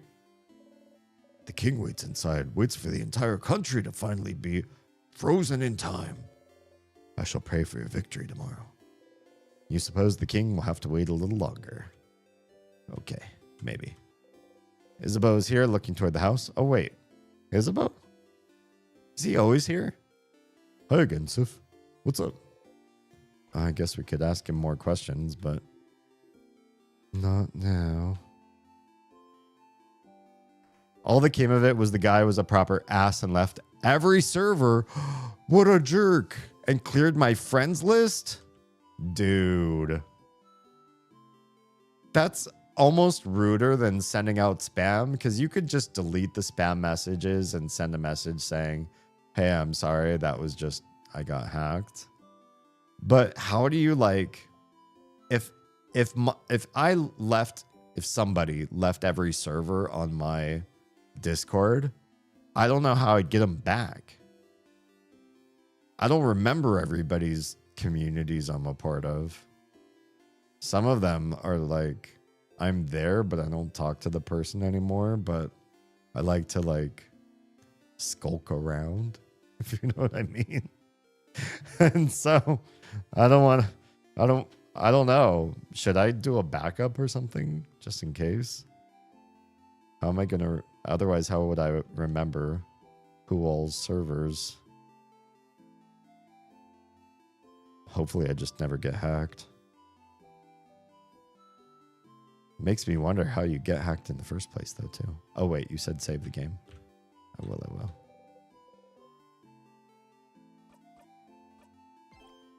There we go.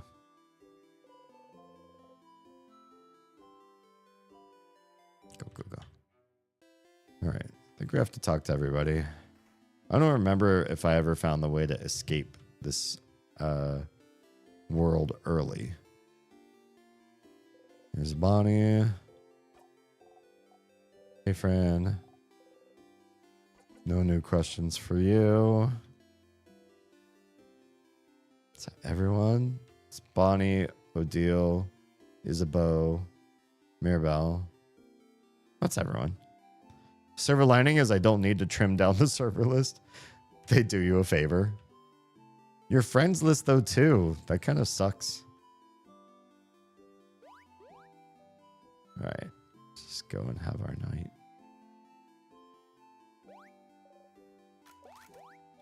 Skip through all the dialogue we've already seen a million times.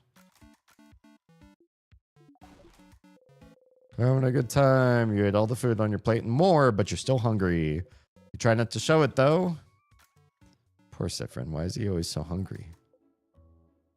We'll stay with you, Mira, for as long as you can. Isabeau is whispering your name. Turn around and listen. Why can't we skip this part? Oh, we can, to some degree. Thing I have to tell you is that I don't have anything to tell you right now. He's never gonna fess up his feelings.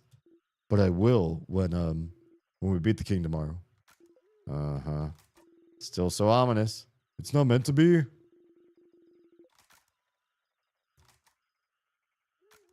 Can't you tell me now? Well, no, it doesn't work like that. So... Okay. Woke them up. They're all upset. Think about how far you still have to go before beating the king. You fall asleep. Not if we find the secret shield thing in the secret library. On floor 2. Surprise Teddy visit with snacks. He says hi. Hello. Please enjoy your Teddy time. And if you got a lurk, thank you for the lurk. The house's gate. You look up at it. Okay, we can skip this. Everybody adds their orbs. We do the thing. Pop on in. Excellent. Okay, we're in. We're going to get to floor 2 real fast. Up ahead, that's same sadness as usual. Let's just defeat it.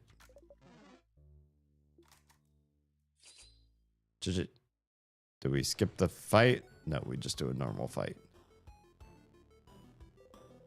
You didn't manage to beat the king earlier, but you feel a little stronger. Do we? You gain some experience. Do we? It needs rock. So you give your turn to Odile.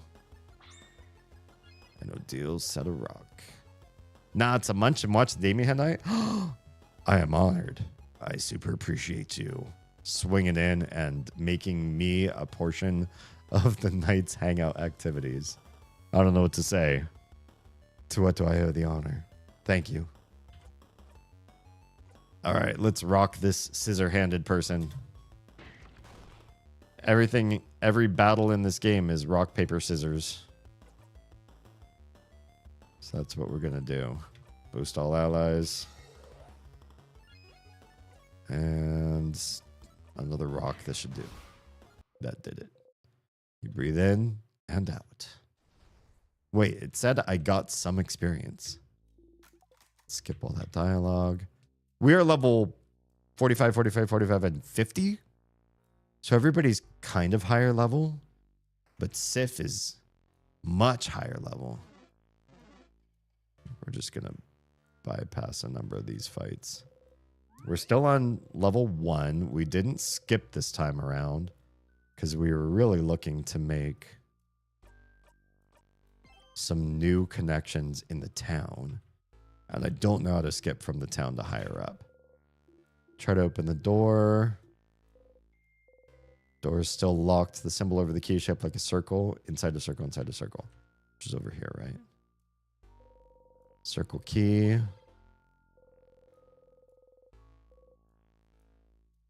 No time. Just get the circle. We already asked the question before. Key time. Oh, secret. No, no, no. Tell me that thing didn't kill me. Tell me that. Oh, I got crushed. Oh, my God. No, that's fine. We wanted that. Because now we're going to skip to floor 2. Oh, look, you could skip straight to the king, too. Interesting. We're skipping to floor 2. We're getting all the keys, too. 10 to loop forwards to floor 2 with all doors. It's fine, it's fine, it's fine. I wanted to do it. I'm here. Forgot about the switch again. Yeah, I did. What can I say? I forget a lot, apparently. Everyone was healed. Save your progress. Don't forget, Sif always gains levels, but my supplementaries do not always. So we're 50 and a bunch of 46s. Oh, man. Where's the library? I wish I had a map. I don't remember the library at all. Oh, hi. I guess we're fighting you no matter what. Rock hand. Oh, no. It's the double people. The guy needs paper attacks. I forget if it's paper. Let's try paper. I have a feeling that I remember. It's paper to get this guy. Oh, wow. That was fast. All right. And then devil doesn't matter. Devil's super weak. Just fight him with anything. Devil cries out. You can't do that to her.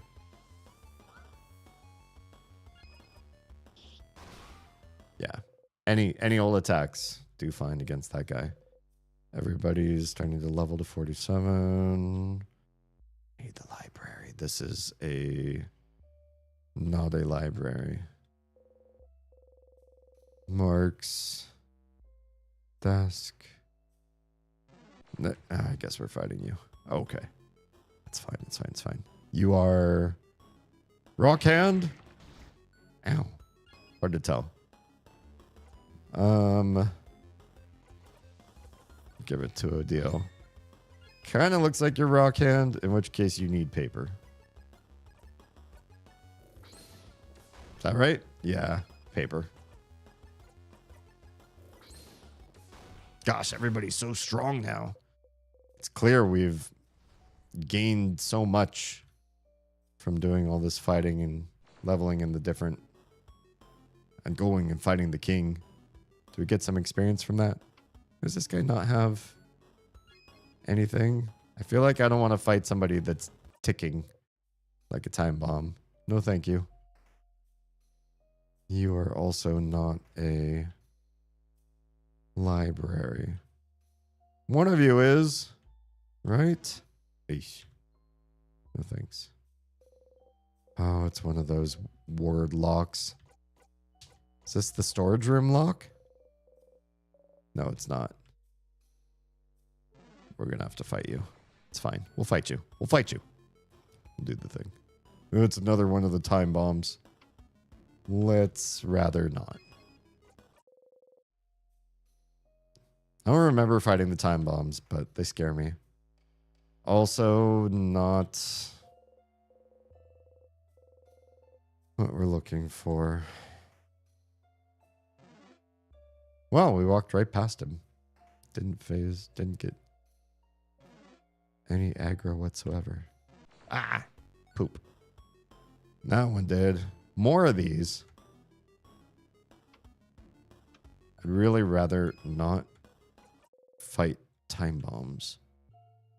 It is interesting you can escape every battle. They said in the tutorials at the beginning of the game, anytime you want to escape a fight, you can. With 100% success rate. Except for like bosses.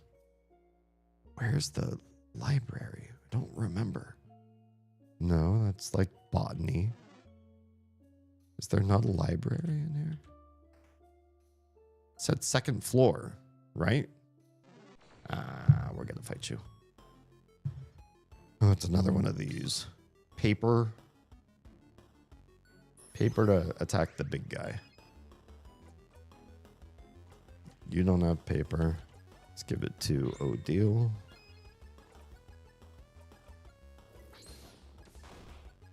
Did not happen in one hit. That's fine.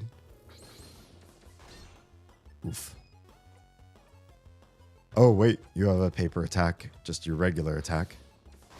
Nice. That was enough. Now, Devil is vulnerable. Devil tried to freeze the wrong person.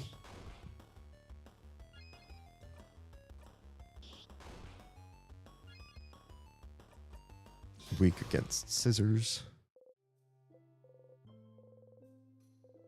Mirabelle has lovely moving cure. What does Mirabelle equipped with? Memory of butt kicking. Nice. Library? Where are you? This is the library. There's the secret room right there. I remember this place now. Let me take a pause. I've been well hydrated. I'm going to take a quick bio break. Then we're going to continue on and see what behind the secret door of the library. Okay, be right back. Either. Like, if they're a stranger and you're just like, you know, I met somebody who is a significantly better guitarist than I am. And I let them know, like, wow, I'm really impressed by your guitar. You know, I just love your work. And there's nothing in that that's subordinating me. I personally know that my skill at guitar is not as good as this guy. But I didn't bring that up in the conversation. Whenever I see these guys, I'm going to try to take as much PP as I can. No, I will not stop saying it that way. Or we had, at my high school, we had a lot of both IB, AP classes. And kids were like pushed into those classes. So like whether they were really good at school or not, their parents made them. And for the kids that weren't that great, you know, sometimes they had to sit with private tutors to sort of like push them into those spots. And there was just like a lot of pressuring. Really? But no. Because Escher says no, I cannot go in. Yeti, is there anything that when you are with somebody or sharing a household with someone, you insist on doing because you think it is a role that you absolutely need personally to take on? Besides making porn. Uh-oh. I do that. Lava from a lava core. That seems It's very all safe. there, black and white, clear as crystal. You get nothing. You lose. Good day, sir. You actually scared me. I forgot I had that sound effect in my roster. I was like, what the fuck? Oh, wait, it's Gene Wilder. Wait, what the fuck? You're like, oh, it's just Gene Wilder. Wait, what the fuck is Gene Yeah, Wilder? it still scared me for a second. Once I realized what it was, I was like, oh, it's just like yelling at me and making me feel bad. You do get nothing, though. He's not. Oh, okay.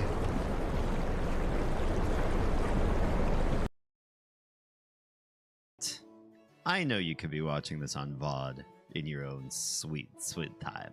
That's okay. I say night because it is night here. And I am a night creature who is doing a night. Having a night with you. Whatever your nighttime is. Sun in the day, bright in the sky, very high up sun. Still night. Still a night with us.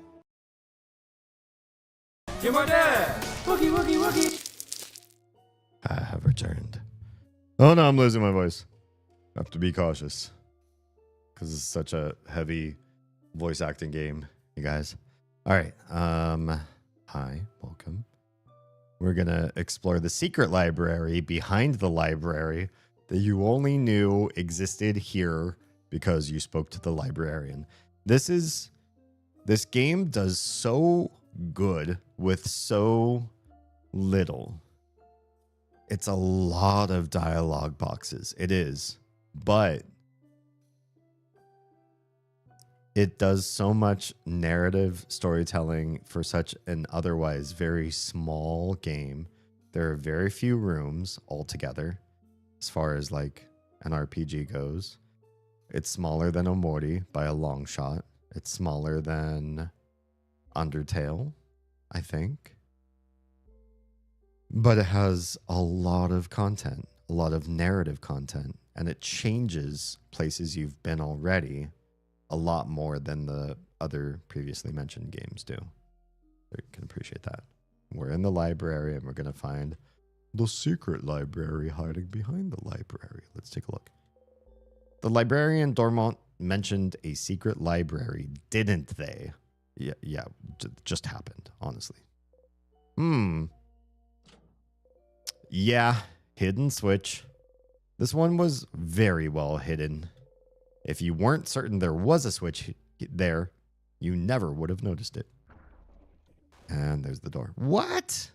Right? Sifrin looks awesome now to his teammates. What the dems? Secret passage. But how? How did you... ... I just touched it and it opened. That's so weird. Was it here all this time? You go ahead. See how cool everybody thinks you are now? Oh, that's a big bad. I feel like that's a boss. What's this? A hole in the wall. The hole doesn't really bring you anywhere. Damn. And we fight. Boss? No, just a bomb. We're gonna run. I do not want to fight these things. I do not like fighting ticking time anythings. Ooh, secret library. Books with no titles. Intriguing. A pile of lists of checked out books. Odile is looking intently at the list, just like the last one. ... Madame Odile, we should get going. Oh, so now that I'm looking at something, we should hurry up? Huh? Whoa. I'm sorry? Deal. Are you mad at us? No, sorry. We can keep going. Interesting. The bookcase is filled with books about something called colors. Oh, because we're in a black and white world. I get it. I understand. None of those catch your eye. The bookcase is filled with moldy old books. One of them is written in a language you cannot read. It has a big, sparkly tree on the cover. Just looking at the title is giving you a headache. It's from that other country. There's a country that, for some reason, we can't think of the name of, or it hurts your head. It's interesting magic, right? The bookcase is filled with some books about craft skills. Okay. The librarian said you might find something here to protect you against the king. You look closely at the books in this section. Sifrin, are you looking for something in particular? Might as well get the book lovers on this too. How do you craft shields? Like shields in battle? To protect ourselves? It would be useful, wouldn't it? We have skills to boost our defense, but a shield would be cool. I was thinking about learning, and I feel like I'm close to getting it. But I'm not there yet. Sorry. This book here is just called Shields, and it's super dusty. Dusty books are good, right? Bonnie gives Mirabelle the book. Well, that's not how it works, but... ... Wait a second. That's all? That's how you do it? I feel like that's a lot of magic, right? You find out in the end what's the actual tactic. Okay. Oh, this sounds fun. So then, if I do this and keep this in mind, and don't forget about this.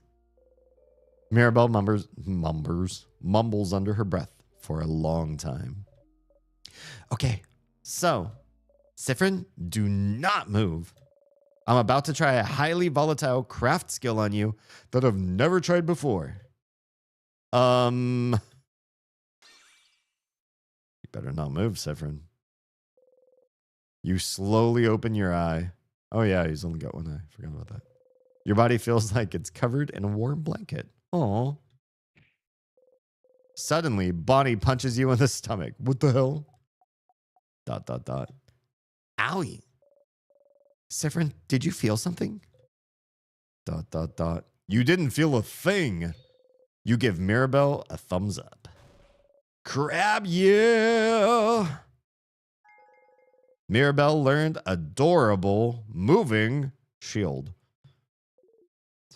Why moving? Stardust. I think it's Loop talking to us.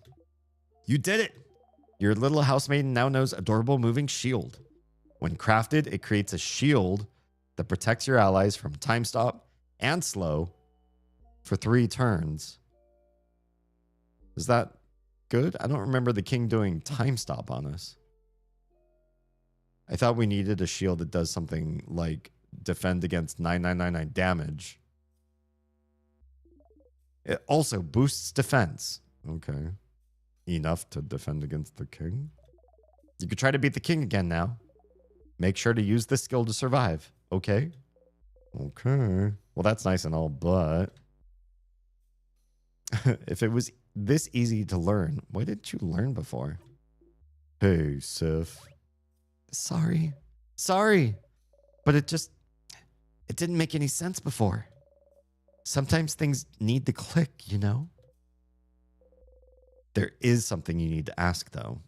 Is there? What made it click, then? Oh, that's easy. It's all about... Mirabelle suddenly bombards you with technical terms.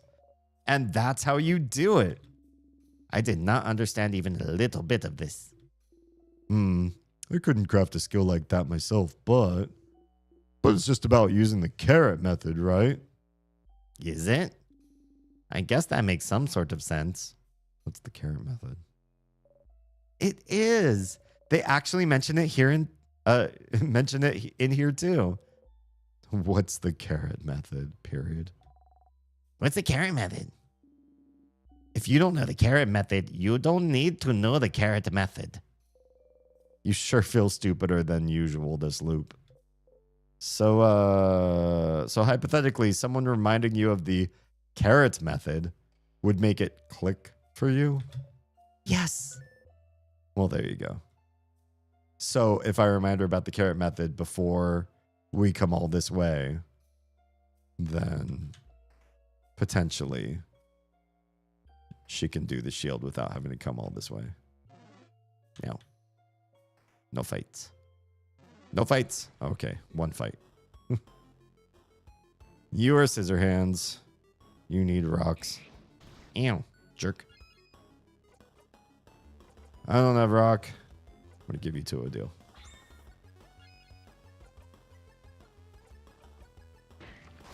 Dang, they strong. We haven't even done a lot of experience grinding this loop.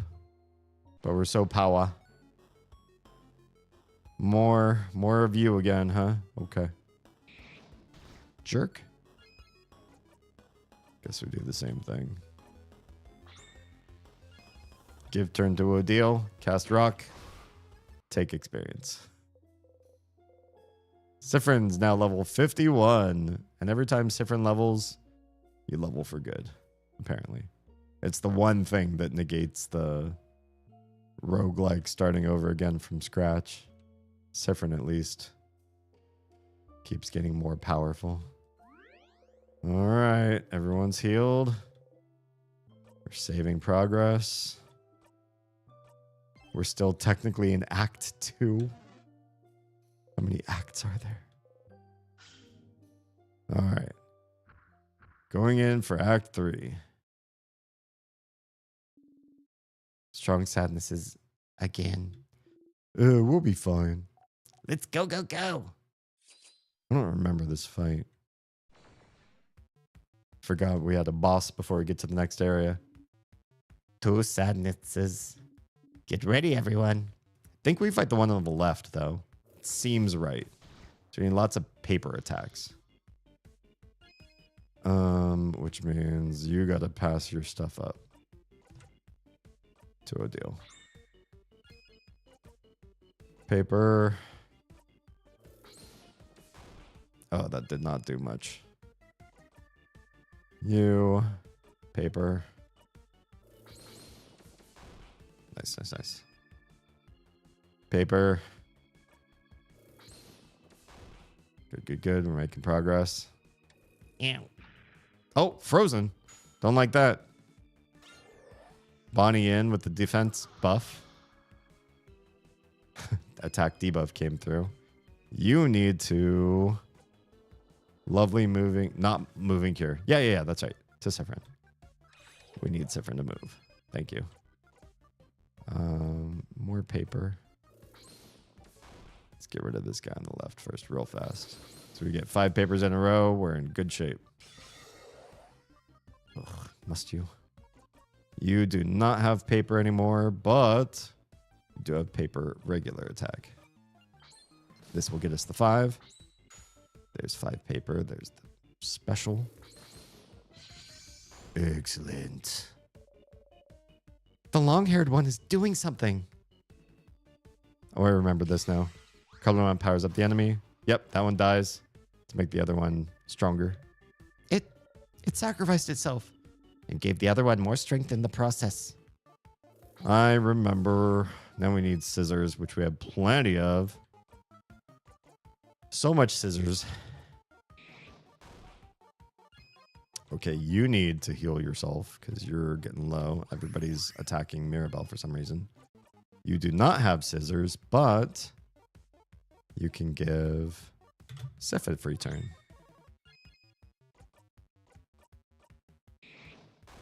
More scissors. There's 2 scissors. We all get more defense. Ow. Jerk. Must you? Oof. Oh, Bonnie's not looking very healthy right now. We're going to make this work. We cannot heal, but we can try this Healy thing real fast. Maybe it'll defend her long enough that she can survive an attack if need be. You cannot pass your turn up, but you can lower the enemy's attack. All right. Do we have scissors? We do. There's 4 or 5. We need 1 more. Oh, good. Did not attack the wrong person. Also, defended against time stop. That's amazing. 1 more scissors attack. Nice. There's 5. There's the special. That might end it. Nice. Breathe in and breathe out. 7,000 experience. Mirabelle's level 8. Isabeau. Odile. All 48. I said level 8. I meant 48. All right. 1 less floor to go. Okay. We do this floor. We don't have to stop for the picnic, right? Yeah, we can skip through all this. Say at normal volume. Oh, Bonnie forgot to tie their shoe. You give a thumbs up. Oh, gems, that they actually did forget. Someone better tell them later. Good. Okay. Okay, so we're skipping past all this. But throw my ashes to the sky? Sure. Oh, this is new to me. Is it perhaps common where you come from? I think I'm just making the shit up. I'll do a wink. Sorry for asking. Okay, I think we can skip all this. This is the same food as we had last time. I'm gonna try the pineapple this time. You choked on a pineapple slice. I died? Best idea you ever had. Okay. Can we skip ahead or is that bad? Because we need the shield ability.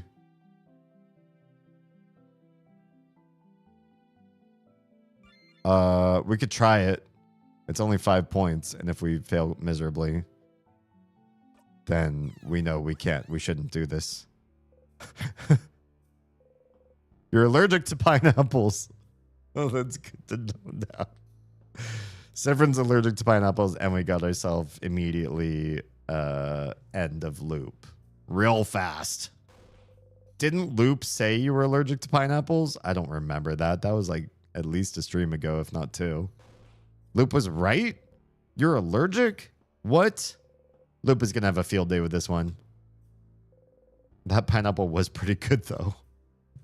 Damn. Okay, what I really want to know is let's save. Everyone was healed. Save progress. What I need to know is, does Mirabelle have adorable moving shield? And she does. That's the one we need to start the fight with the king on. King must be up ahead. Are you ready? Ready. All right. I don't know if we could try this and figure out what the heck we need to do. It's probably going to kill us and send us back again. But it's worth a try. Hi again. Hey, friendo. Hey, crying king. Dots all around. Oh, young ones. Are you here to kill me? Okay, can we skip past the stuff that we've already heard? Do you remember? Do you? I will answer the other answer that I didn't answer last time. No, that is not how it works, does it? We shall fight. We shall see which side the universe favors. Okay. We're gonna fight. Goodbye. ... Zone out for this part? Do I? Yes? What happens if I say yes? Might as well. Get ready, everyone. What's happening? The king waits. I don't know what zone out with that. Oh, is it we skipped a bunch of dialogue or something? I'm not quite sure. We'll make up the time. We'll do all allies are faster. And then Bonnie. Stop kissing everything.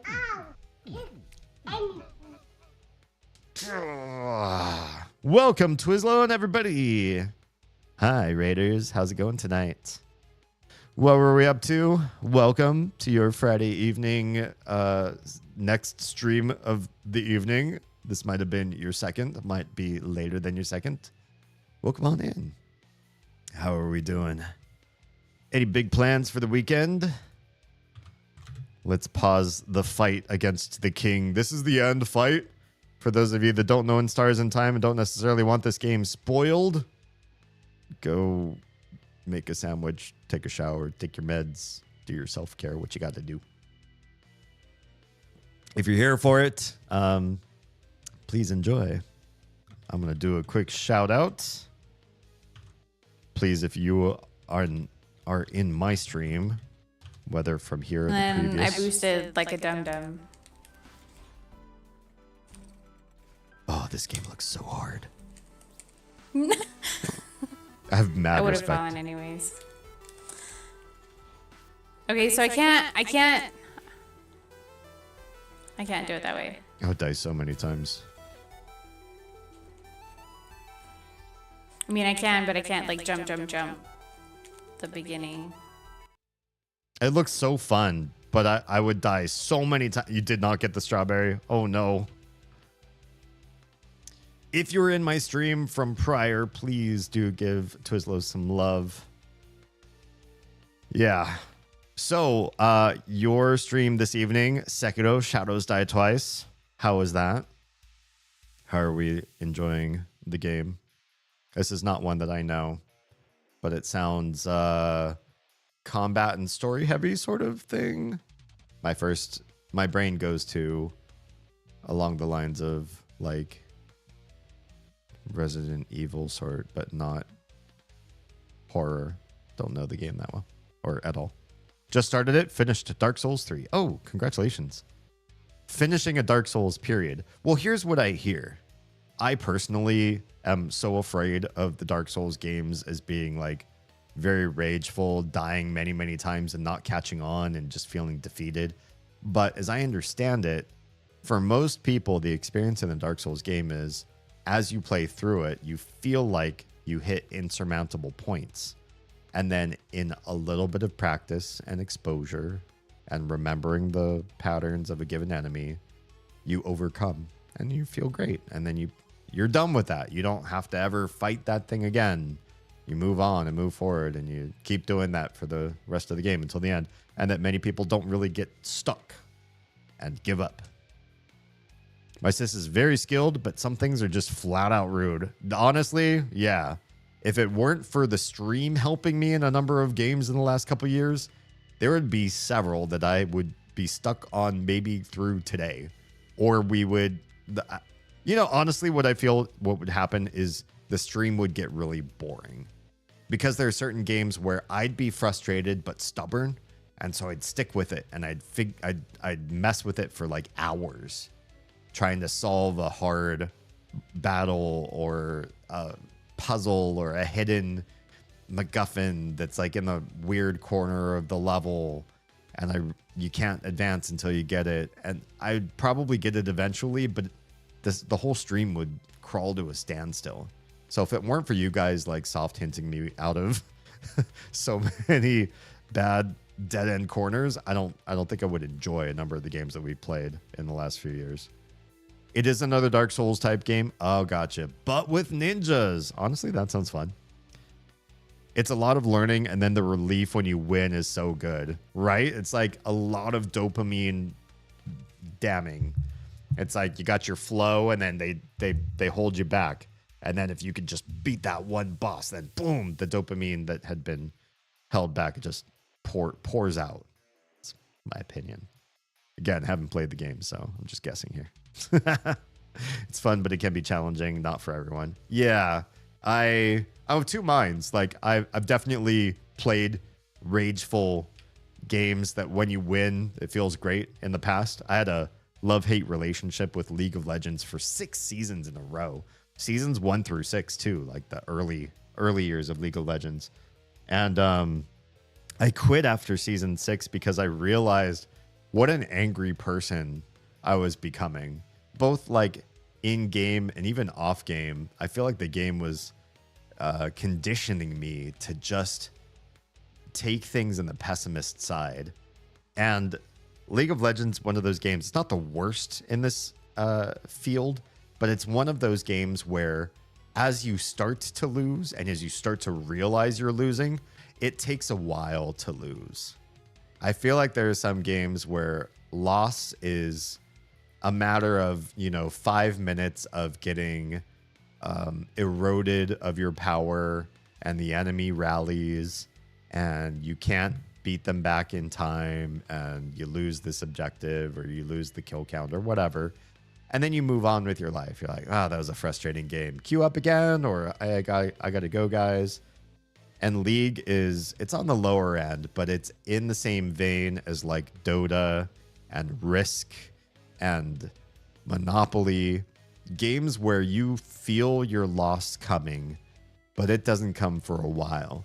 You take hit after hit, defeat after defeat, erosion after erosion, and you feel this sense of despair crawl over you, and you can't leave early. In board games, I suppose you could. You could just stand up from the table and tell your friends, I'm done, you guys. I want to do something better with my time than watch you take all of my money slowly every time I land on your properties. You could just leave. But there are a number of games where if you leave early, there's a penalty to your score or whatever. And so they really hammered in on you. Stay and let the other guys trounce you. Let them enjoy killing you over and over again and taking more of your territory. Those games really frustrate me. I feel like the FromSoft games are not that bad. You don't feel the sense of despair. Although, if I couldn't beat a certain boss or a certain hard fight, and I kept trying to remember the patterns but kept forgetting, I feel like I could get frustrated. I've been recently teaching myself chess through various study mechanics, and I'm not a strategy sort of person, but I've sat down and tried to learn chess a little bit better, mostly because my kids, they really want to learn how to play chess at a higher level. And I find that I make silly mistakes early on, all too easy. after having been trounced by those mistakes 4 or 5 times before. And so that feels really frustrating. It's like playing a Souls game or playing any sort of game where you found the pattern, you saw what killed you, you remember what killed you, and that happens again, and it's like you've forgotten all the warning signs you were looking for. And you just get trounced by the same attack. And you're like, what is wrong with my brain? How did I not remember the tactic I'm supposed to remember to keep myself alive? Some part of me feels like if I started the Souls games, I would do that. I would jump into a fight and die to something that I died to 10 times before and be like, what's wrong with my brain? How have I not done this? Have I not figured this out yet? All right, let's continue with the king, shall we? All right, this is for the money, for all of the goodies that Mirabelle has in her purse. We're crafting, and we're choosing adorable moving shield, which is supposed to defend us from the one big ol' attack the king gives.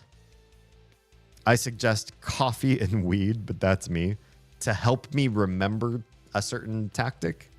I don't know.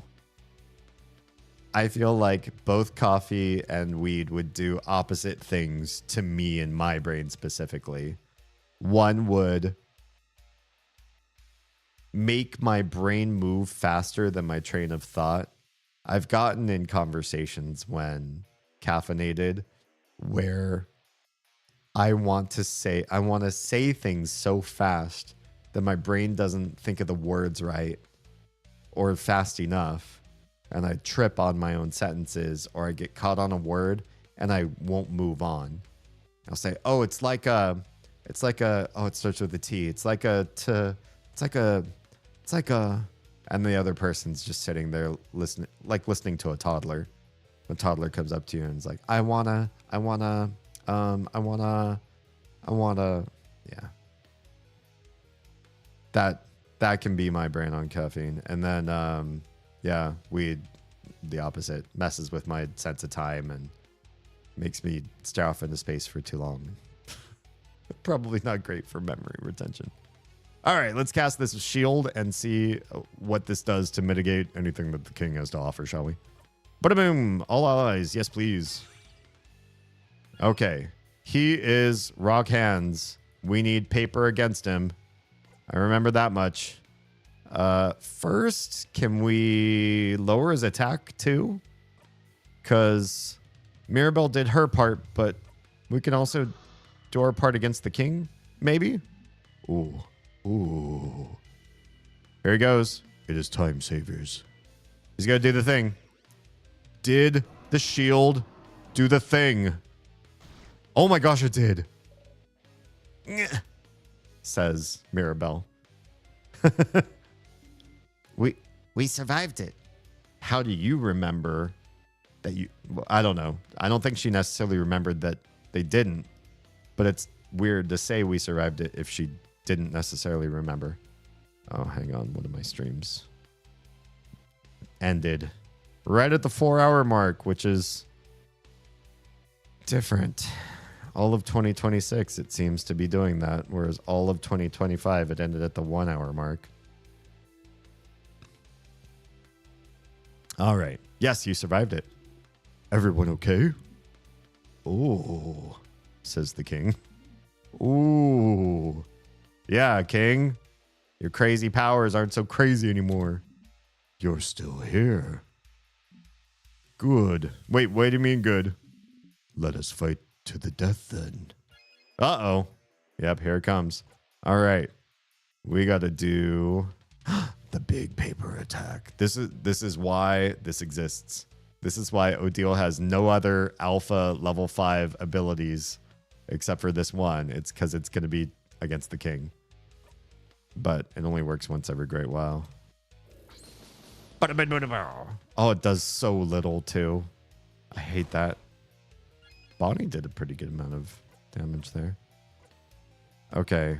We don't have a lot that you could do.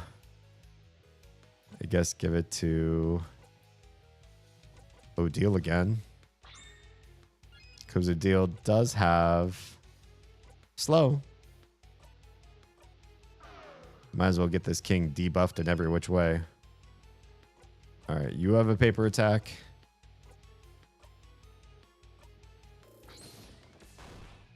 Doing what little damage we can do. You've got lower defense, so we try that. Let's try that.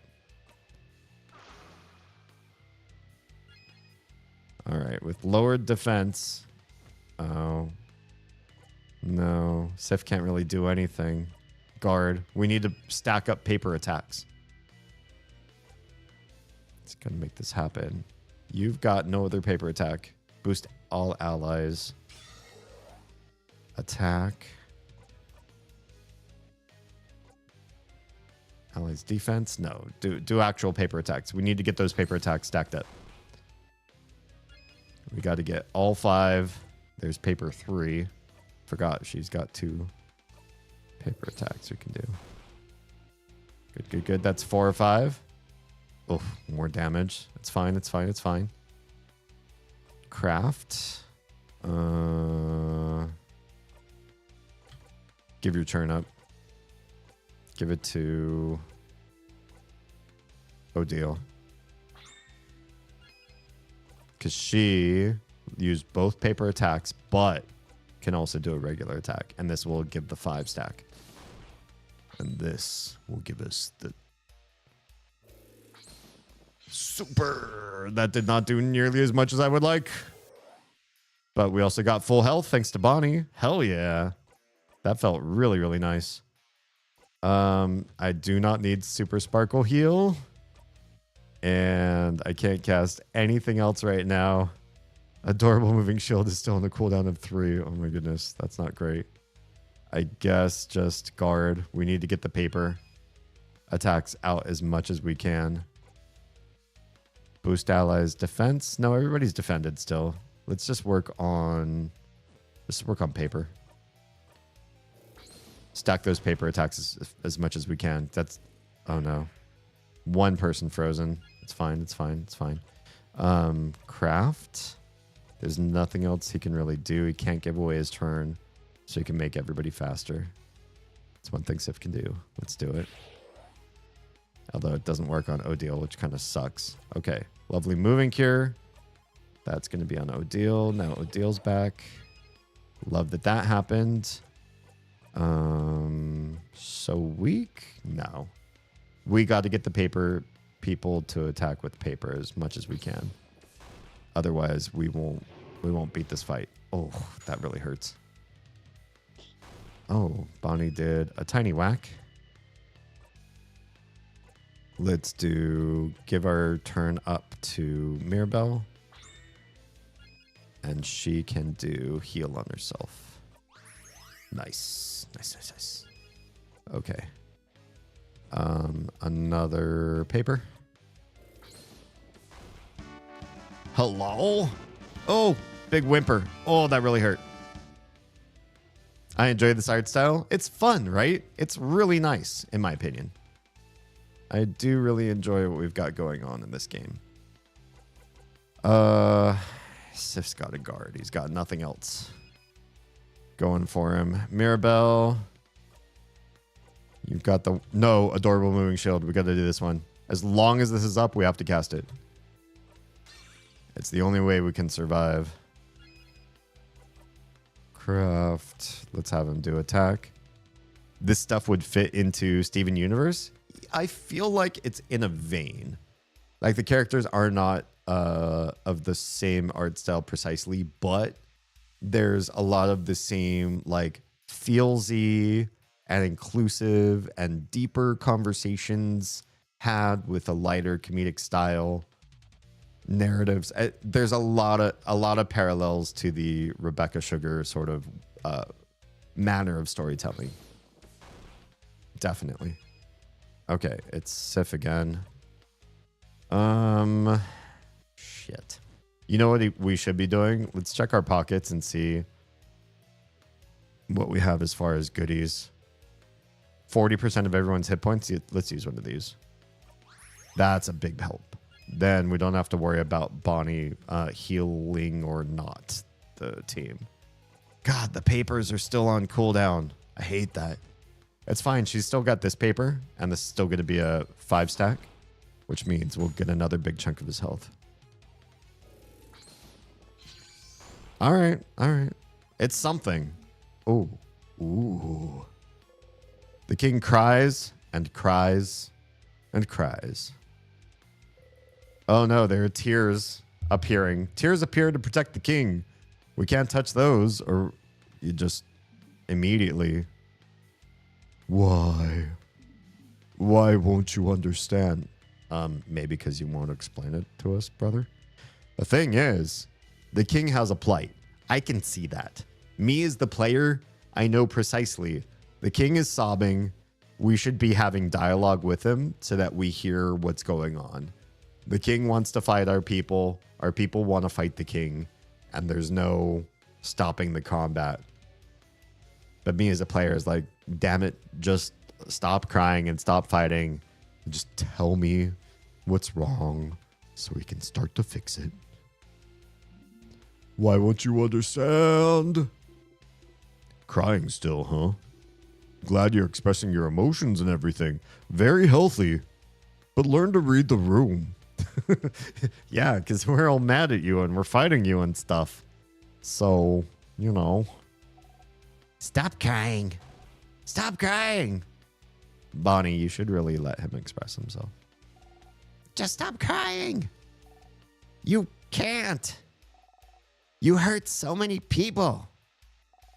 People who won't ever move again unless we beat you. There you go, Bonnie. Tell him. Bogard, my village, my sister. They're all frozen in time because of you. You don't have the right to cry. And Bonnie is crying. The king doesn't answer. Yeah, there's a weird thing is like Bonnie Wax. Nice. Is that I feel like the king is not listening to any of us speak. That part feels kind of weird. All right, paper. All enemies. Oh, yeah. There's another enemy. The tears. You don't want to protect yourself anymore? What? King sobs. Oh, we all took major damage there. We're all defense down now. Don't love that. The king's tears. Do we fight those? Or do we keep fighting the king? Damn, I feel like we have to fight the tears. They don't seem weak against anything. Do I use a Healy Dealy? I feel like I do. Another super sour. Kill the ads. Yeah, I think so too.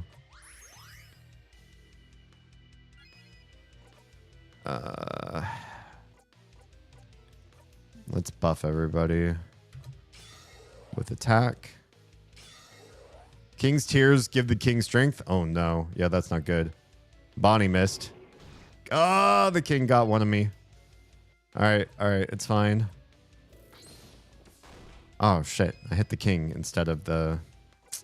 It's fine. Oh no, didn't want to guard. Shit, you want to fight anymore. Attack down, defense down. Tired? Oh, that's slow? I hate it. You don't have paper, but you do have super sparkle heal. Let's get a... Which one of these brings somebody back to life? Crafted water. We only have 3 of these. Sucks. God, all the debuffs. Go, Bonnie, go. Okay, we got defense up now. Oh, we needed that. Bonnie is now... Or, sorry, Mirabelle's now down. We had another crafted. We're going to run out of those real fast here. Attack the King's Tears. What if we try a different ability on the Tears? Let's try Rock. It's not weak. Oh no, I should have used paper. We were building up paper. And I just used Rock. That seems so stupid. Well, let's use scissors on the tears now. Just to see. Tears does do... scissors do more damage to the tears than the other ones did. So maybe there's something there. Ah, son of a bitch. There's too much of this. Let's do Super Sparkle Heal on Odile because she's super low. I gotta get rid of those tears, man. We're taking so many debuffs and so many... Yeah, this is really not great. Crafted water. That's our last res. We cannot res anymore. We're going to lose this fight. Definitely. We made some mistakes, though, too. Okay, Bonnie's done. And that means we're losing this. We're losing this now. Yeah, we're losing this so fast now. We can't do scissors, even though we found that scissors was like the thing.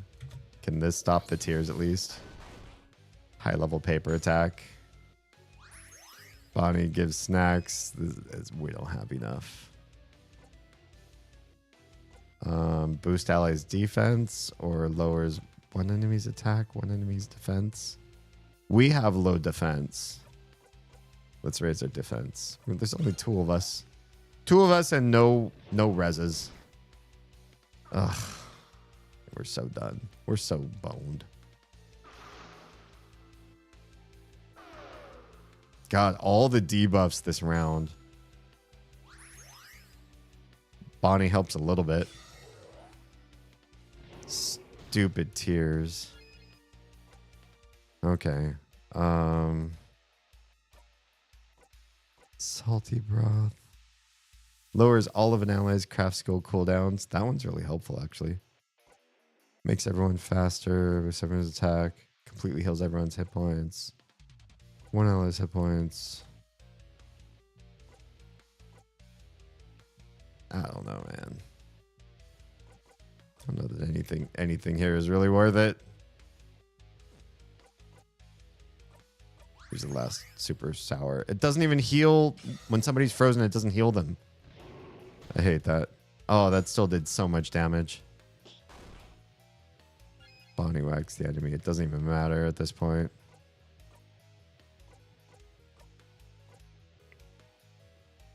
We need so much paper whack. We don't have. Those tears have so much health. We're dead. We're done.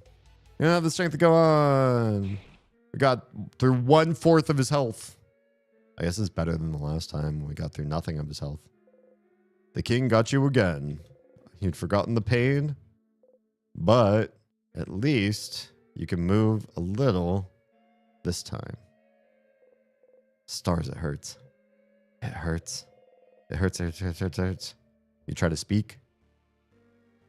Bonnie. Oh, Bonnie can hear me. You need to equip whatever this game's equivalent of the FF7 ribbon is in this. Run away. Silence. And then footsteps. Come on, you useless body.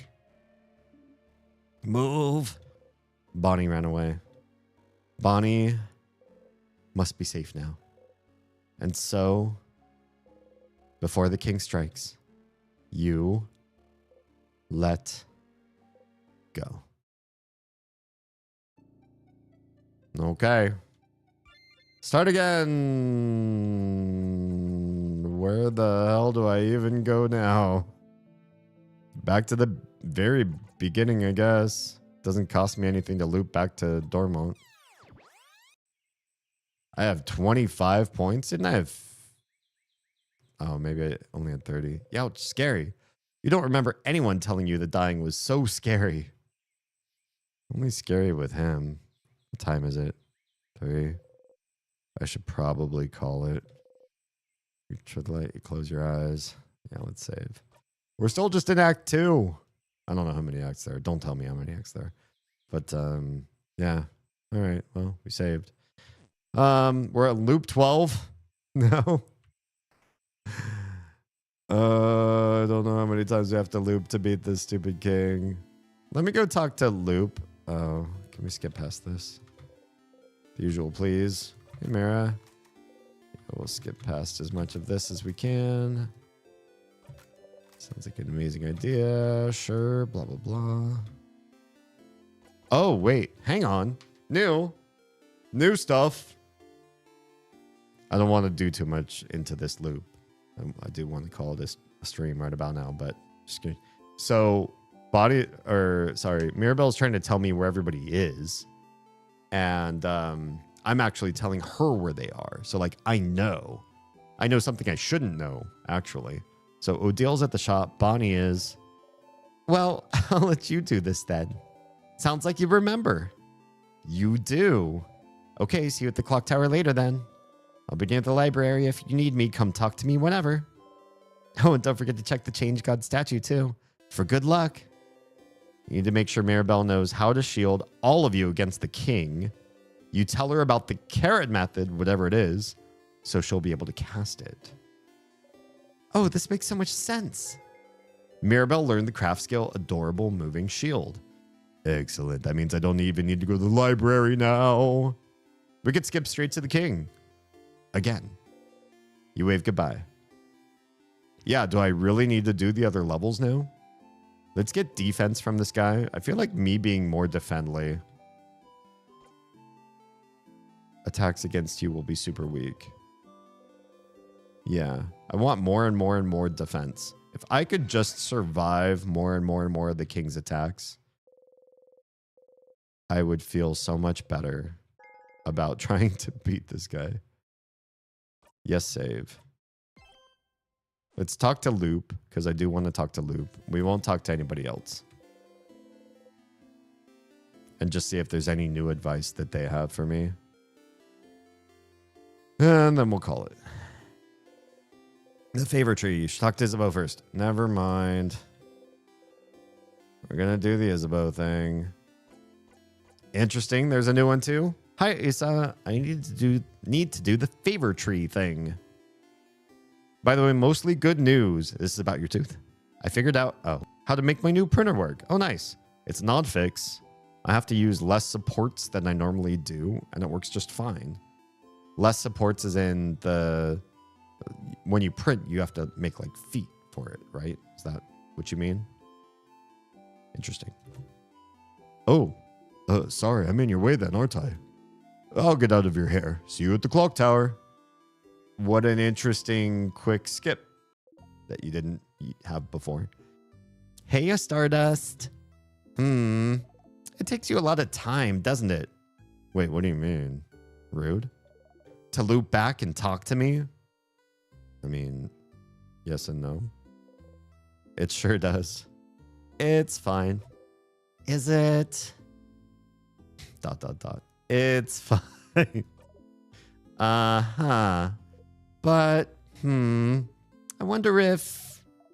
Yeah, that's a good idea. How about I teach you a special craft skill so you can talk to me whenever? Well, that would be very handy. A craft skill to talk to Loop, even when you're not near them? That seems impossible. Only because you don't know the specific hand shape for it. Dot. Oh, not a dot. Exclamation point. Yes, Stardust, a fourth hand shape. So you can talk to me whenever. Are you interested? Wait, it's not rock, paper, or scissors? A fourth hand shape. If anyone would know about this, it'd be someone like Loop. You nod. Great. All right. Are you ready? You nod again. So take your hand and make a fist. You do so. Then you're going to raise your thumb and little finger. Little finger. Raise thumb, raise little finger. And keeping your hand in that shape, you're going to put your hand next to your face. Oh, I get it. With the thumb to your ear and little finger to your mouth. That's the secret hand shape no one knows about. Interesting. That's cute, right? So the type of connection to the base was the point of failure. It was too thick or something, so I shrank it down and it seemed to work fine. Oh, okay. Just too bulky. That sounds like a wonky computer issue. I'd have thought that was fun. I mean, it's one of those things that when it's like trial and error, it's kind of frustrating. I think it's more fun if you look online, you find this fix, you try it and it works, than you having to like mess with, I don't know. Trying to find it yourself can be really frustrating to me. Okay, news on the tooth. The main part's done. I'm just waiting for the real crown to be made. Oh, gotcha. So you got a like temporary in place. Unfortunately, the temp one that they did sucks and fell off the same day I got it. I've had that happen. At least I'm able to fit it back on and keep it on the nub with little effort. I mean, you didn't go back. Usually they'll like ad hoc spend like 5 minutes and get it fixed for you back in office. I did look online for the fix. Oh, good. Oh, but none of it helped. I just had to get lucky. Yeah, like, do I feel happy when I get lucky on stuff? Yes. Do I feel mad? Also, yes. The idea that I can step in, do a fix that nobody else talked about online. I just tried some stuff and I managed to procedurally figure something out, and now it works. Great. Feels good, feels empowering, feels, you know, like I solved it. And then I usually, if I have the bandwidth, try to get everybody else to, you know, learn my methodology too. But I also get angry when I have to try to find stuff by like luck. You've never heard about this, but you have a bad memory. The phone hand thing, you may have just forgotten it. And then the very last step, there's more. There is Stardust. You just have to think very loudly. Boy, I sure wish I could talk to Loop right now. ... Now that part just sounds silly. Yes, that's definitely the silly part of this ritual. And that's it. Now you can call me whenever.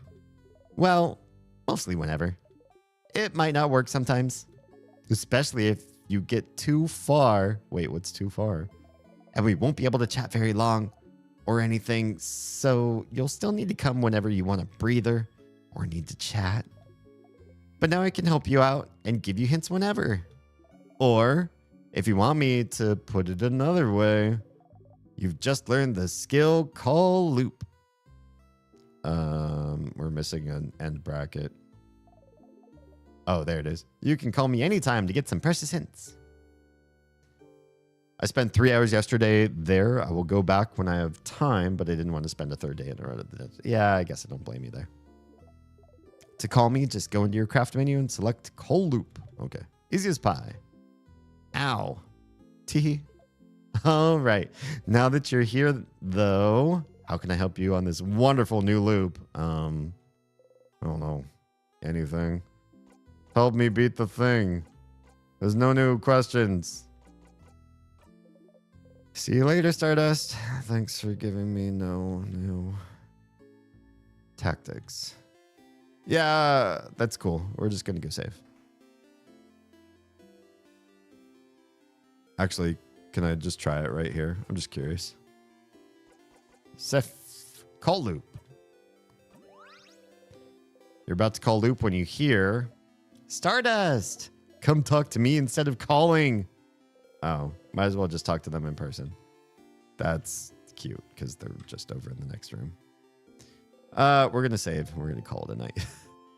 It's getting late and we got big plans for tomorrow and a long day for tomorrow. I will be back again tomorrow evening, roughly around 10 p.m. Eastern, 7 p.m. Pacific, for more abduction. I am stuck. I'm going to try to go back to the place where I last felt like I was in a dead end and see if I can find anything. And hopefully get some soft hints from you if I feel like I'm absolutely stuck. Yeah, so I'll see you in less than 24 hours. We saved this. Thank the change god for its blessing. Blah, blah, blah.